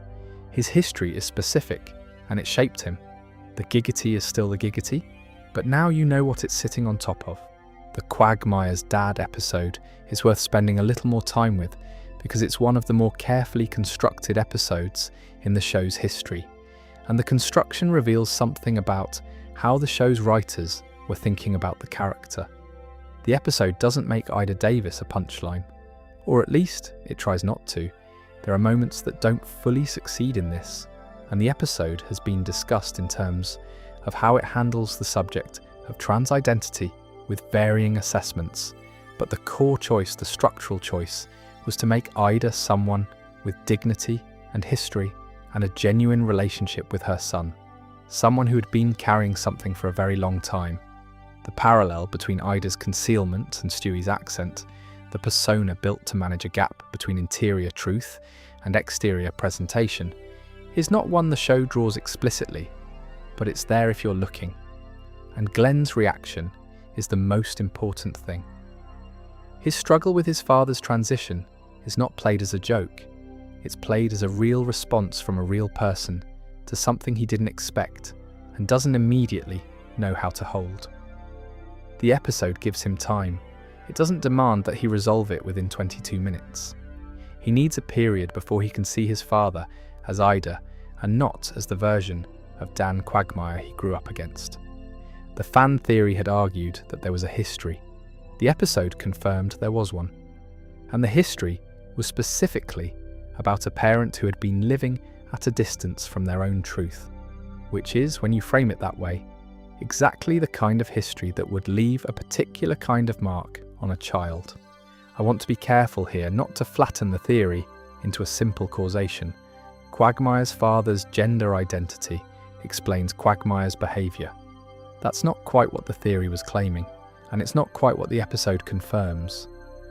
What it confirms is that Quagmire has a history with someone who was performing a version of themselves that didn't match their interior, that this was his primary model for what a man looked like, and that the gap between performance and truth, which is a theme running through several characters in the show in different forms, has a specific origin point for him. The Screams of Silence episode completes this by showing what Quagmire does with moral clarity when he has it. His sister's situation provokes in him a response that is unambiguous, that doesn't waver, that is, for someone who spends most episodes behaving in ways that don't bear close examination, surprisingly principled. He knows what abuse looks like. He knows it's wrong. He knows what should be done about it. That's not nothing. In a show full of characters who can't see past their own immediate interests, a character who has a functioning moral compass in at least one specific domain is worth noticing. And the confirmed history explains without excusing how that particular clarity developed. The confirmed Quagmire, in its full version, is a character built around a specific kind of fracture. He is someone who understands the gap between performance and truth, who grew up watching a parent maintain a persona that didn't match their interior life, and who has, in response, built a surface that is almost entirely performance. The giggity routine, the womanizing, the specific brand of cheerful amorality that fills every scene he's in. These are not who Glenn Quagmire is underneath. They are what he decided to be, in response to a childhood that showed him how difficult it is to be the thing you actually are. That doesn't excuse the behaviour. The show knows it doesn't excuse it. Screams of Silence is partly about the show, acknowledging that certain patterns of behaviour have costs that the comedy has been papering over. But it does explain the fracture, and the fracture is what the fan theory was asking about, long before Quagmire's dad existed. The theory was, there is a reason. The confirmation was, there is. And the reason is specific and human, and more interesting than a running gag about a man with an impressive success rate and no self-awareness. Quagmire has self-awareness. He has a great deal of it. He just found a long time ago that self-awareness was not a particularly comfortable thing to live inside, so he built something to live in front of instead. On November 24th, 2013, the Sunday before Thanksgiving in the United States, Brian Griffin died. Not in a dream sequence, not in a cutaway gag, not in a fantasy episode or an alternate reality or any of the show's usual mechanisms for doing temporary things to characters without consequence. In the main continuity of the show, in Season 12, Episode 6, titled Life of Brian, the family dog was struck by a car in the street and did not survive. The episode doesn't rush past this. Brian is brought to the vet. The family gathers. He has enough time to tell them, individually, that he loves them. Then he is gone. The episode ends. The credits roll over a moment of genuine silence. A few weeks later, the Griffin family went to a pet store and got a new dog. His name was Vinny. He was a talking Italian-American Labrador, voiced by Tony Sirico, the actor best known for playing Paulie Walnuts in The Sopranos. He was warm and funny, and had a specific emotional register that was entirely his own. He was not Brian. The fan theory that emerged almost immediately, or rather, the two competing fan theories, were these. 1. Brian would obviously be back within a few episodes. Animated shows don't permanently kill major characters. This was a stunt. The return was already planned. 2. The writers had actually committed. Vinny was the real creative choice. Brian was gone. The second group was right about the original intent. This was confirmed by the writing team in interviews after Brian's eventual return. The plan when Life of Brian was produced was not to bring Brian back quickly. The death was meant to stick, or at least to stick for long enough that the show had genuinely moved on. Vinny was not a placeholder.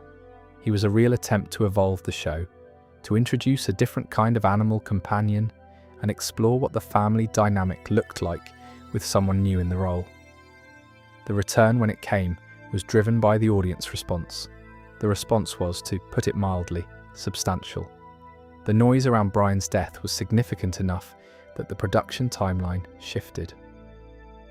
In Season 12, Episode 8, Christmas Guy, aired December 15th, 2013, Stewie encountered a past version of himself from a brief future trip, retrieved his return pad, and went back to the moment before Brian was hit. He pushed Brian out of the road. Brian lived. Vinny, gently, was written out. The writing team confirmed that the return was not the original plan. The reversal came because the audience, loudly and clearly, indicated that it was not ready. There are a few things worth sitting with here. The first is that Brian Griffin actually died. He was gone for 3 weeks of broadcast television. For those 3 weeks, the show was something it had never been. A show in which Brian didn't exist. And the audience watching Vinny move into the house was watching what Family Guy might have been if it had made a different choice. It turns out the choice the audience wanted was the one that brought Brian back, which is a specific kind of information about what the show means to the people who watch it. The second thing is Vinny himself. Tony Sirico gave Vinny a warmth and a specificity that the character barely had time to develop. The few episodes Vinny appeared in are genuinely interesting. There's a scene between Vinny and Stewie after Brian's death, where Stewie is still grieving and Vinny sits with him in a way that is simple and real. The scene works. It would have worked more if the show had been willing to commit to it. The third thing, and this is the quietly strange one, is what Brian's confirmed temporary death does to his status going forward. Once you know that Brian can die, and that the show was willing to let him die and move on, his presence in every subsequent episode carries a faint charge. He is the character who died, who has already been replaced once, briefly, by someone else, who came back because the audience demanded it. That's a different kind of character than the one who started the show, and it connects, in a quiet way, to the confirmed author avatar reading from Theory 5. MacFarlane, like Brian, keeps leaving and coming back. The show, like Brian, was supposed to end more than once, and didn't. There's a parallel between the dog who was killed and then resurrected by audience response, and the show that was cancelled and then resurrected by DVD sales. Both were supposed to be gone. Both came back because the people watching them wouldn't let them go. Whether that's poetic or just coincidence probably depends on how much you want it to be poetic. I find at this time of night that I want it to be at least a little poetic. Let me spend a bit more time with Vinny, because I think he tends to get written out of the story too quickly, both by the show itself and by the way fans remember this period. Tony Sirico was, by any measure, a remarkable casting choice. His voice carried a specific warmth, a working-class sentimentality, a way of expressing care that was completely different from Brian's manner of expressing it. Where Brian loves the Griffins at a slight remove, with one eye on his own self-image, one eye on the door, Vinny seemed to love them directly, without the performance layer, without the aspiration getting in the way. The scene between Vinny and Stewie in the episode Christmas Guy, before Stewie retrieves the return pad and saves Brian, is one of the more underrated pieces of Family Guy writing. Stewie is still grieving. He doesn't say so because he is Stewie, and therefore everything comes out sideways. But the shape of his behaviour is grief. And Vinny, who has his own experience of loss, his previous owner, mentioned briefly, is not elaborated on, recognises it. He sits with Stewie in the way that people who have lost someone sit with others who have lost someone. Not trying to fix it, just present. That scene works on its own merits. It works better in the context of the confirmed theory, because it shows what the show might have done with a character. It didn't give itself time to develop. Vinny had a register that was worth exploring. The death was genuine, the replacement was genuine, and then the audience said no, and the show listened. which is, as I said, specific information. The audience didn't just want Brian back for comfort or familiarity. They wanted Brian back because Brian is the confirmed self-insert of the person who made the show, and there is apparently a limit to how long the audience will accept watching a version of Family Guy in which that person has been replaced. That's a remarkable thing for an audience to collectively demonstrate, and the writing team, to their credit, appear to have understood exactly what the response meant. And the manner of Brian's death deserves a little more attention, because it's not incidental. He was hit by a car, not defeated by a villain, not sacrificed in a dramatic plot moment, not killed doing something heroic or meaningful. He was playing in the street and a car came. The ordinariness of it was deliberate, and the confirmed theory that the death was intended to be permanent makes that ordinariness more interesting. If you're going to permanently kill one of the most significant characters in your show, you can do it with drama and weight and import. The writers chose to do it with an accident on an ordinary afternoon, which is, when you think about it, the more honest choice. The confirmed permanent death, delivered without ceremony, is a specific creative statement about how loss actually works. It doesn't wait for a meaningful moment, it just arrives. And then, apparently, the audience disagreed with the creative statement, and the show reversed course, which is also, in its own way, honest. The multiverse entered Family Guy officially on September 27th, 2009, Season 8, Episode 1. Road to the Multiverse. Stewie had built an interdimensional teleporter. He and Brian spent the episode hopping between universes, one where Christianity never developed and humanity was 1,000 years more technologically advanced, one where humans were subservient to dogs, one where everything was drawn in the style of early Disney animation, one inhabited entirely by gay men, one by fire hydrants.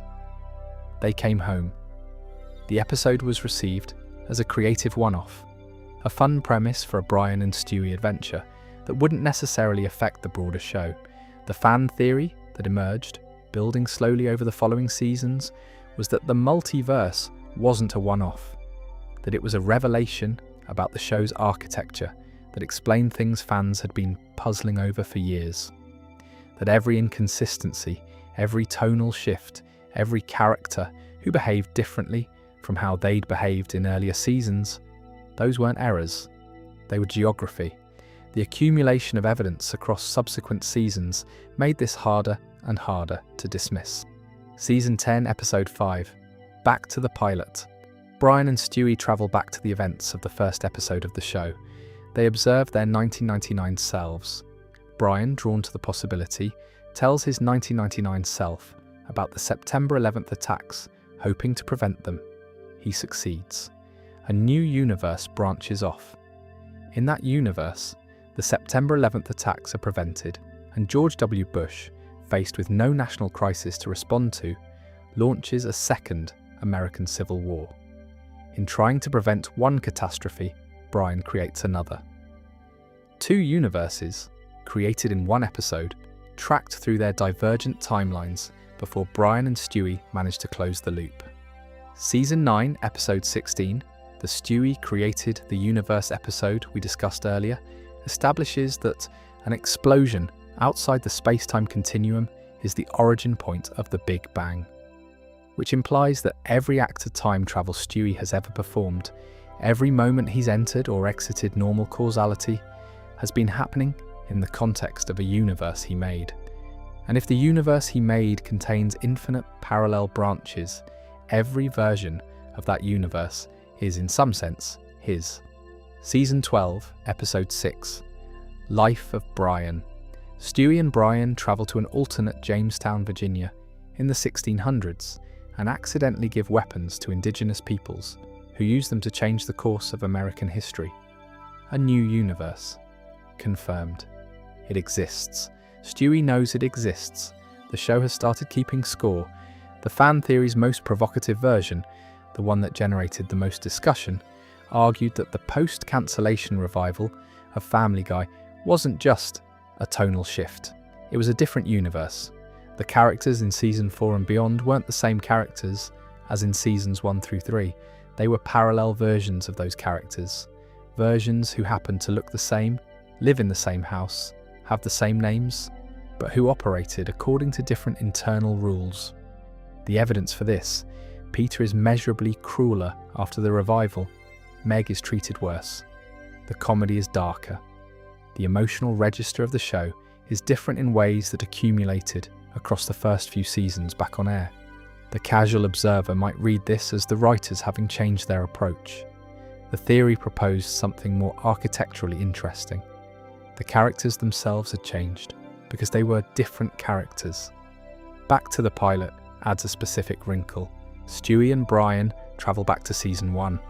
But do they time travel, or do they enter the parallel universe in which the original season 1 Family Guy exists? The episode doesn't fully commit to either reading, but in the context of a show that has established the multiverse as real, the question is genuinely open.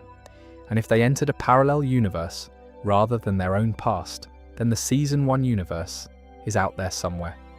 The warmer, slightly gentler Quahog from 1999, still existing in its branch, still running on its original internal logic.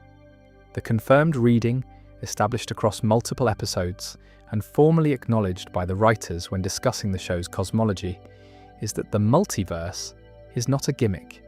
It is the structure of the show's universe. Stewie can travel between versions of reality. Those versions are all real. Events in one don't simply erase events in another, they branch. What this does to the viewing experience, Akiam, if you let it, is shift the relationship from continuity anxiety to something more like acceptance.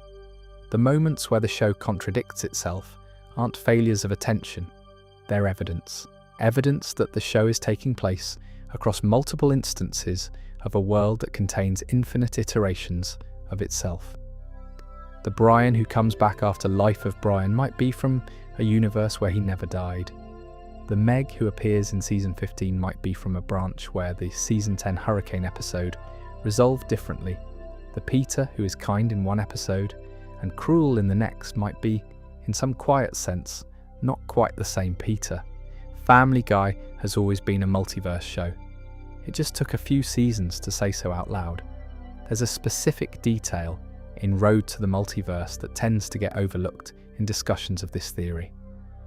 When Stewie and Brian visit the dog universe, the universe where dogs are the dominant species and humans are subservient to them, they encounter a human Brian, a version of Brian Griffin, who is a human being rather than a dog. And that human Brian, upon realizing that the outside universe contains a version of himself that is a fully realized, autonomous, articulate dog, decides to go there. He jumps through the portal as it closes. He leaves his own universe behind.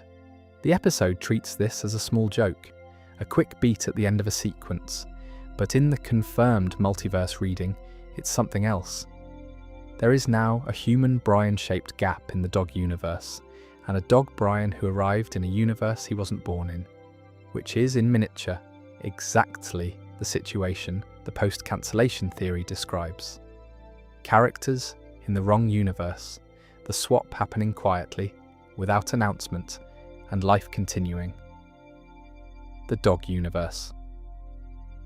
Brian's fate is never followed up. He was hit by a car shortly after arriving. The episode reveals, which is darkly funny, and also connects, in retrospect, to the confirmed permanent death of the main universe, Brian, years later.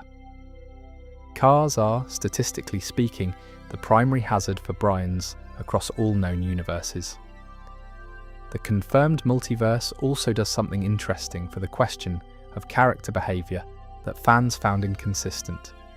There are episodes of Family Guy, scattered through the run, occurring in both the pre-cancellation and post-cancellation periods, where a character behaves in a way that contradicts their established characterization. Peter is unexpectedly gentle. Brian is unexpectedly selfish. Stewie is unexpectedly straightforward. The casual viewer assumes this is the writers being inconsistent. The multiverse reading offers a different frame. These might be episodes in which the version of the character present is from a branch where things went slightly differently. Not our Peter, a Peter, close enough to be recognisable, different enough to surprise us. The show can't confirm this reading explicitly without committing to a level of complexity it has always preferred to maintain in the background rather than the foreground. But the architecture supports it. The multiverse is real. Characters from different branches occasionally interact. The show produces episodes that feel slightly different from the ones around them. Put those three things together, and the inconsistencies start to look less like errors and more like evidence. There is something quite comfortable about that reading, actually, and I think that's worth acknowledging, a fan theory that reframes the show's inconsistencies as a feature rather than a flaw. That turns the moments where the show feels slightly off into moments where you're watching a different universe's version of the same people. Is a theory that makes watching the show more pleasant rather than less. It's generous.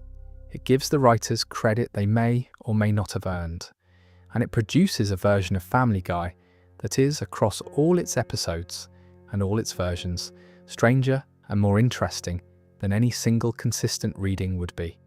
Sometimes the generous reading is the right one. There is one more confirmed multiverse detail that I keep returning to.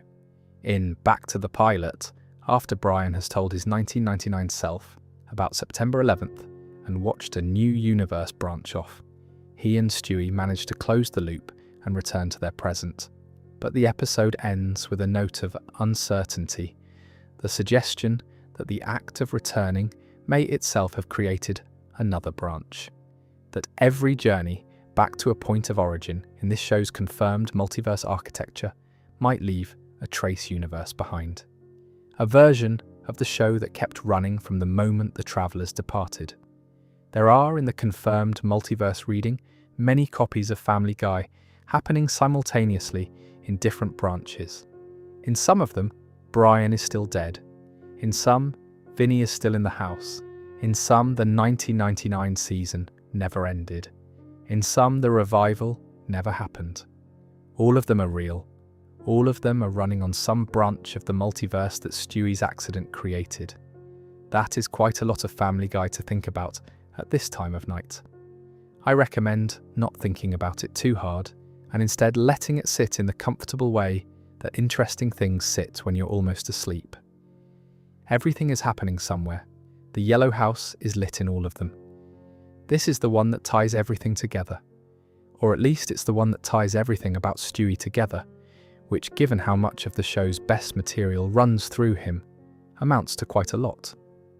The theory had been building for almost as long as the show had been airing. It started with a simple observation. Stewie's murder attempts didn't work. Not in the way you'd expect, given what the character was supposedly capable of. He had working death rays. He had a time machine. He had, as confirmed in Season 9, the ability to create the universe. And yet Lois Griffin remained alive, episode after episode, season after season, completely unharmed by the most cosmically powerful infant in the history of animation. The early seasons took the murder attempt seriously. Season 1. Stewie genuinely wanted Lois dead. He built devices, he pursued her.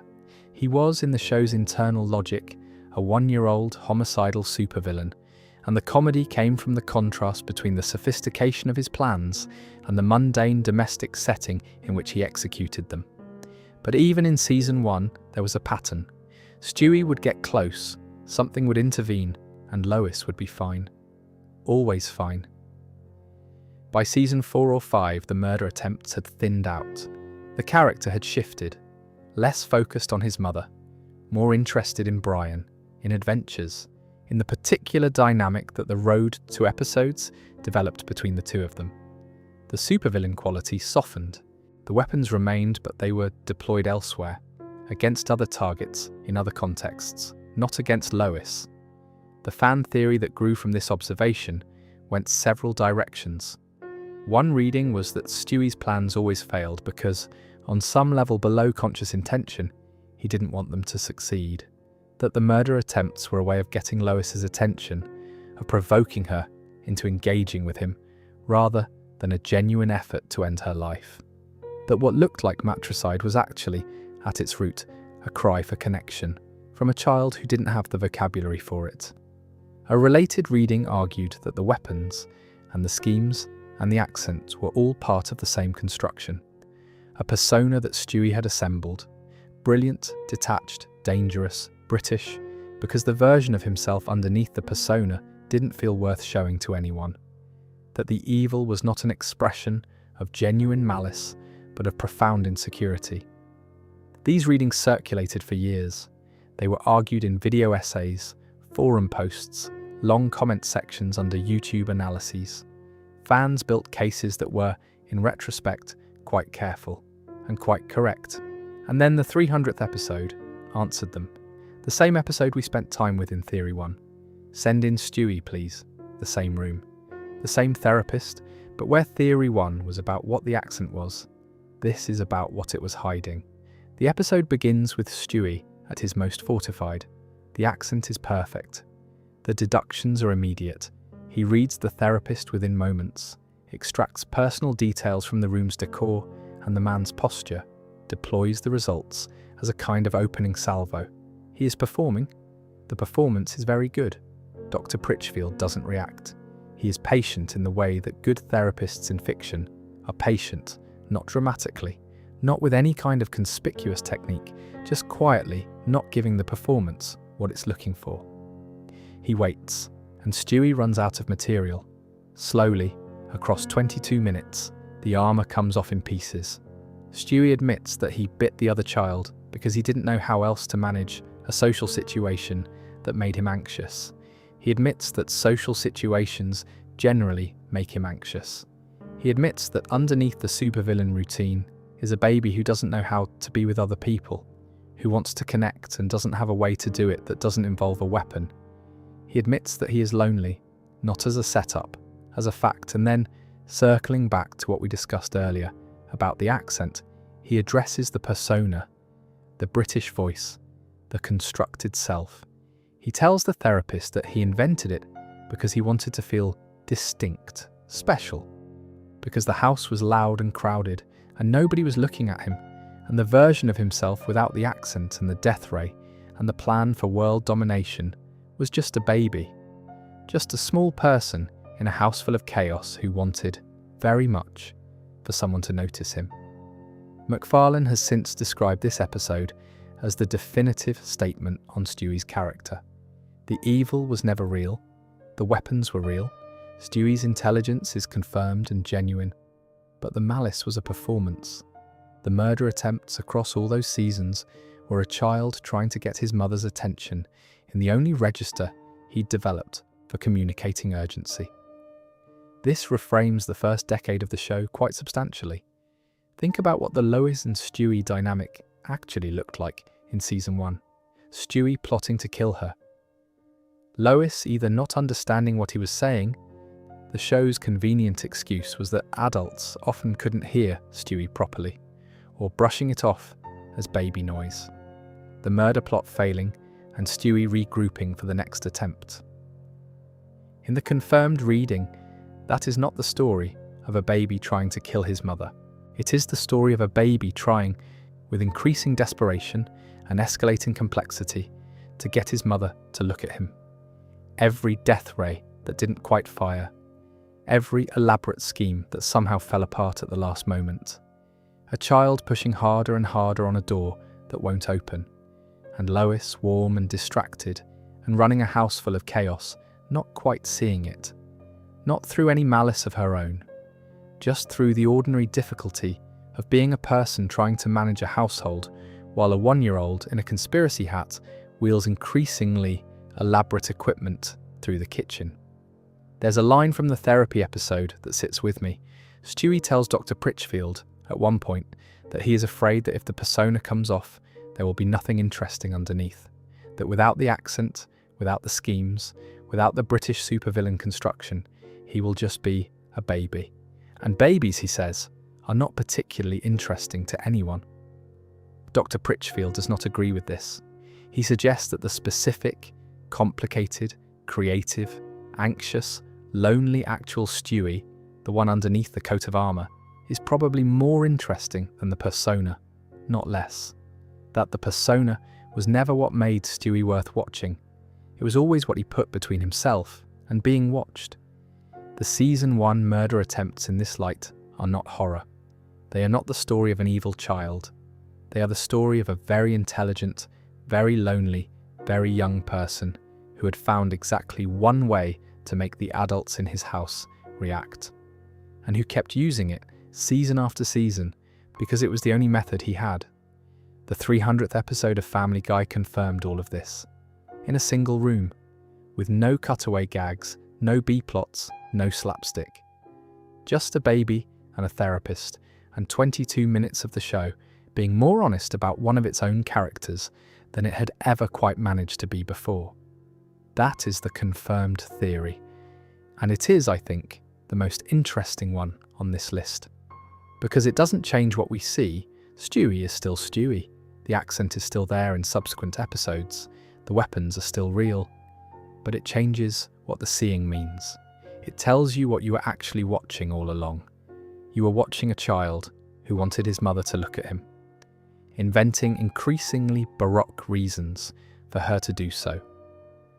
Getting more and more creative, more and more elaborate as the seasons went on, and she still, somehow, kept not quite looking.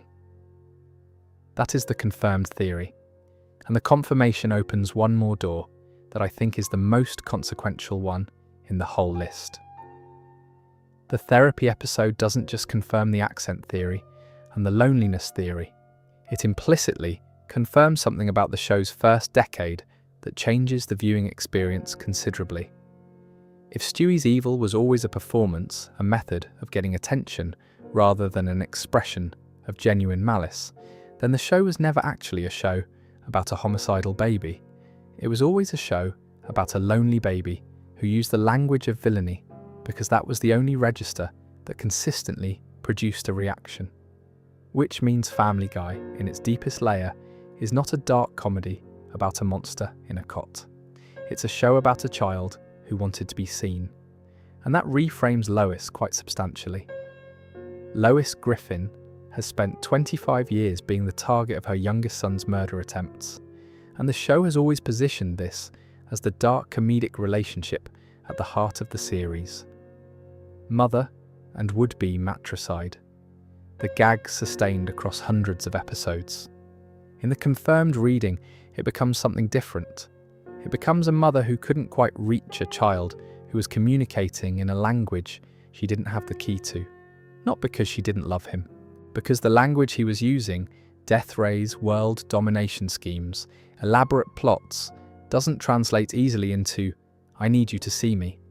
Lois, it should be said, has her own complicated, confirmed characterization across the show. She is not a simple, warm, maternal figure. She has moments of genuine coldness, episodes where her treatment of Meg is difficult to watch, moments where the warmth she shows Stewie feels like the kind of warmth that's easier to give to the child who doesn't ask for it directly, because the child who asks directly is the harder one to love well. The confirmed reading of Stewie's evil as performance, as communication rather than intention, makes the Lois-Stewie relationship tragic in a specific way. They're two people who love each other in ways the other can't read. Lois can't read death rays as a request for attention. Stewie can't ask for attention without the death rays. The therapy episode is the first moment in 25 years of the show where the translation happened, where a third party in a room said, "This is what this means. This is what's actually going on." Dr. Pritchfield did something for Stewie that the show had been building towards since 1999. He listened in a way that Lois, for all her warmth, had never quite managed to. Whether that's an indictment of Lois or simply an observation about how families work, how the people we love most are often the hardest to hear clearly, is a question the show doesn't answer and probably shouldn't. The confirmed theory says Stewie wanted to be seen. The show's history says it took 18 years and a milestone episode to give him someone who could do it. That is, quietly, one of the more affecting things a 25-year cartoon about fart jokes and cutaway gags has ever managed. So that's 11. 11 things Family Guy's fans worked out before the show confirmed them. A baby's accent that was always a costume. A 17-year-old who carries the family's damage on purpose, knowing it, choosing it. A father whose struggles have a name and a clinical category. A child who made the universe while trying to win an argument. A dog who is the show's creator, looking back at himself through fur. A television program that exists inside another television program. A timeline that is frozen by design rather than laziness. A father who explains everything about a son without either of them ever quite saying so directly. A death that was genuine and a resurrection that was a gift from the audience to the show. A multiverse that has been quietly real since season 8. And an evil that was never evil at all. There is something I find about confirmed theories that sits differently from speculative ones. A speculative theory is exciting. You're building something, you're looking for evidence, you're making a case. A confirmed theory is satisfying in a quieter way. The puzzle is already solved. You're just admiring the solution, turning it over, looking at where the pieces fit. Family Guy, for all its chaos and cruelty and cutaway gags and Conway Twitty sequences, has been doing something patient and careful underneath.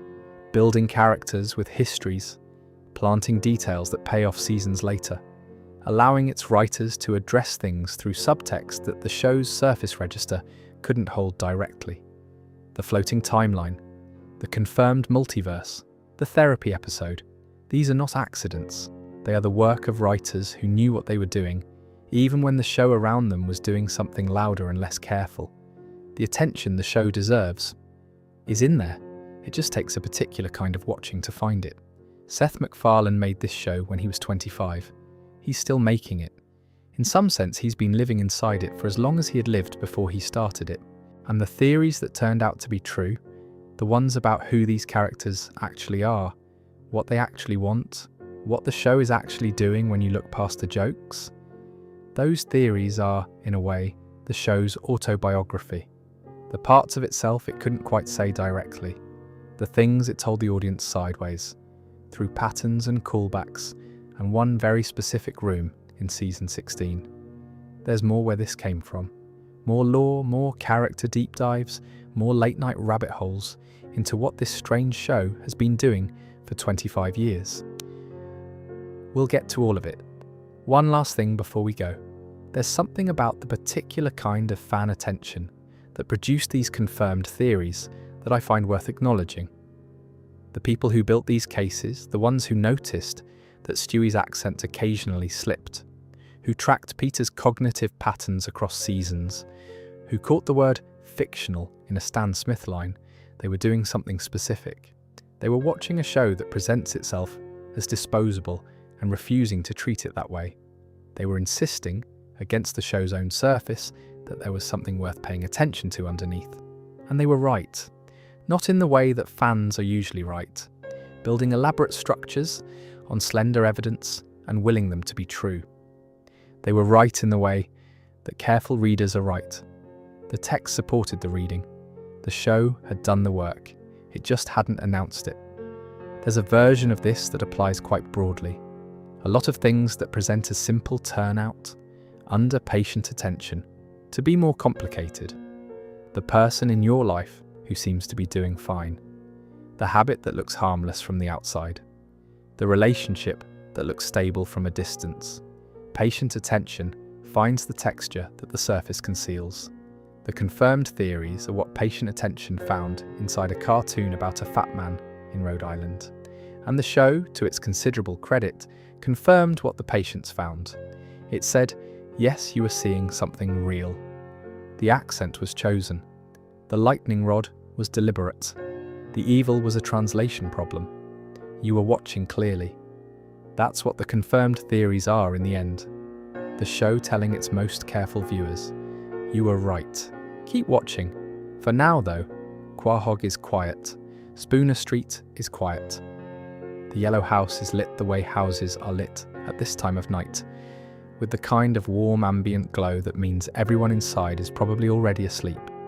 The theme song is somewhere in the distance, that old Walter Murphy swing number, still going after 25 years, on some screen, in some room in some corner of the world.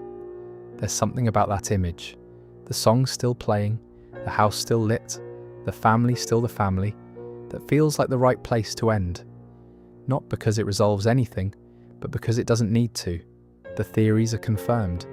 The characters are who they are. The show has been telling you the truth in the background all along, in the patient way that things tell the truth when they trust you to eventually notice. A baby who invented an accent to feel worthy of attention. A teenage girl who chose to carry the damage so her family wouldn't have to. A father with a clinical diagnosis who loves his children in the only ways his wiring allows. The creator of the universe, still in his cot, still not quite being seen. A writer who can't leave the show he made because the show is the place he lives. A cartoon that exists inside another cartoon, broadcast on a screen in a house in Langley Falls, being watched by a man who calls a dog his favourite fictional character.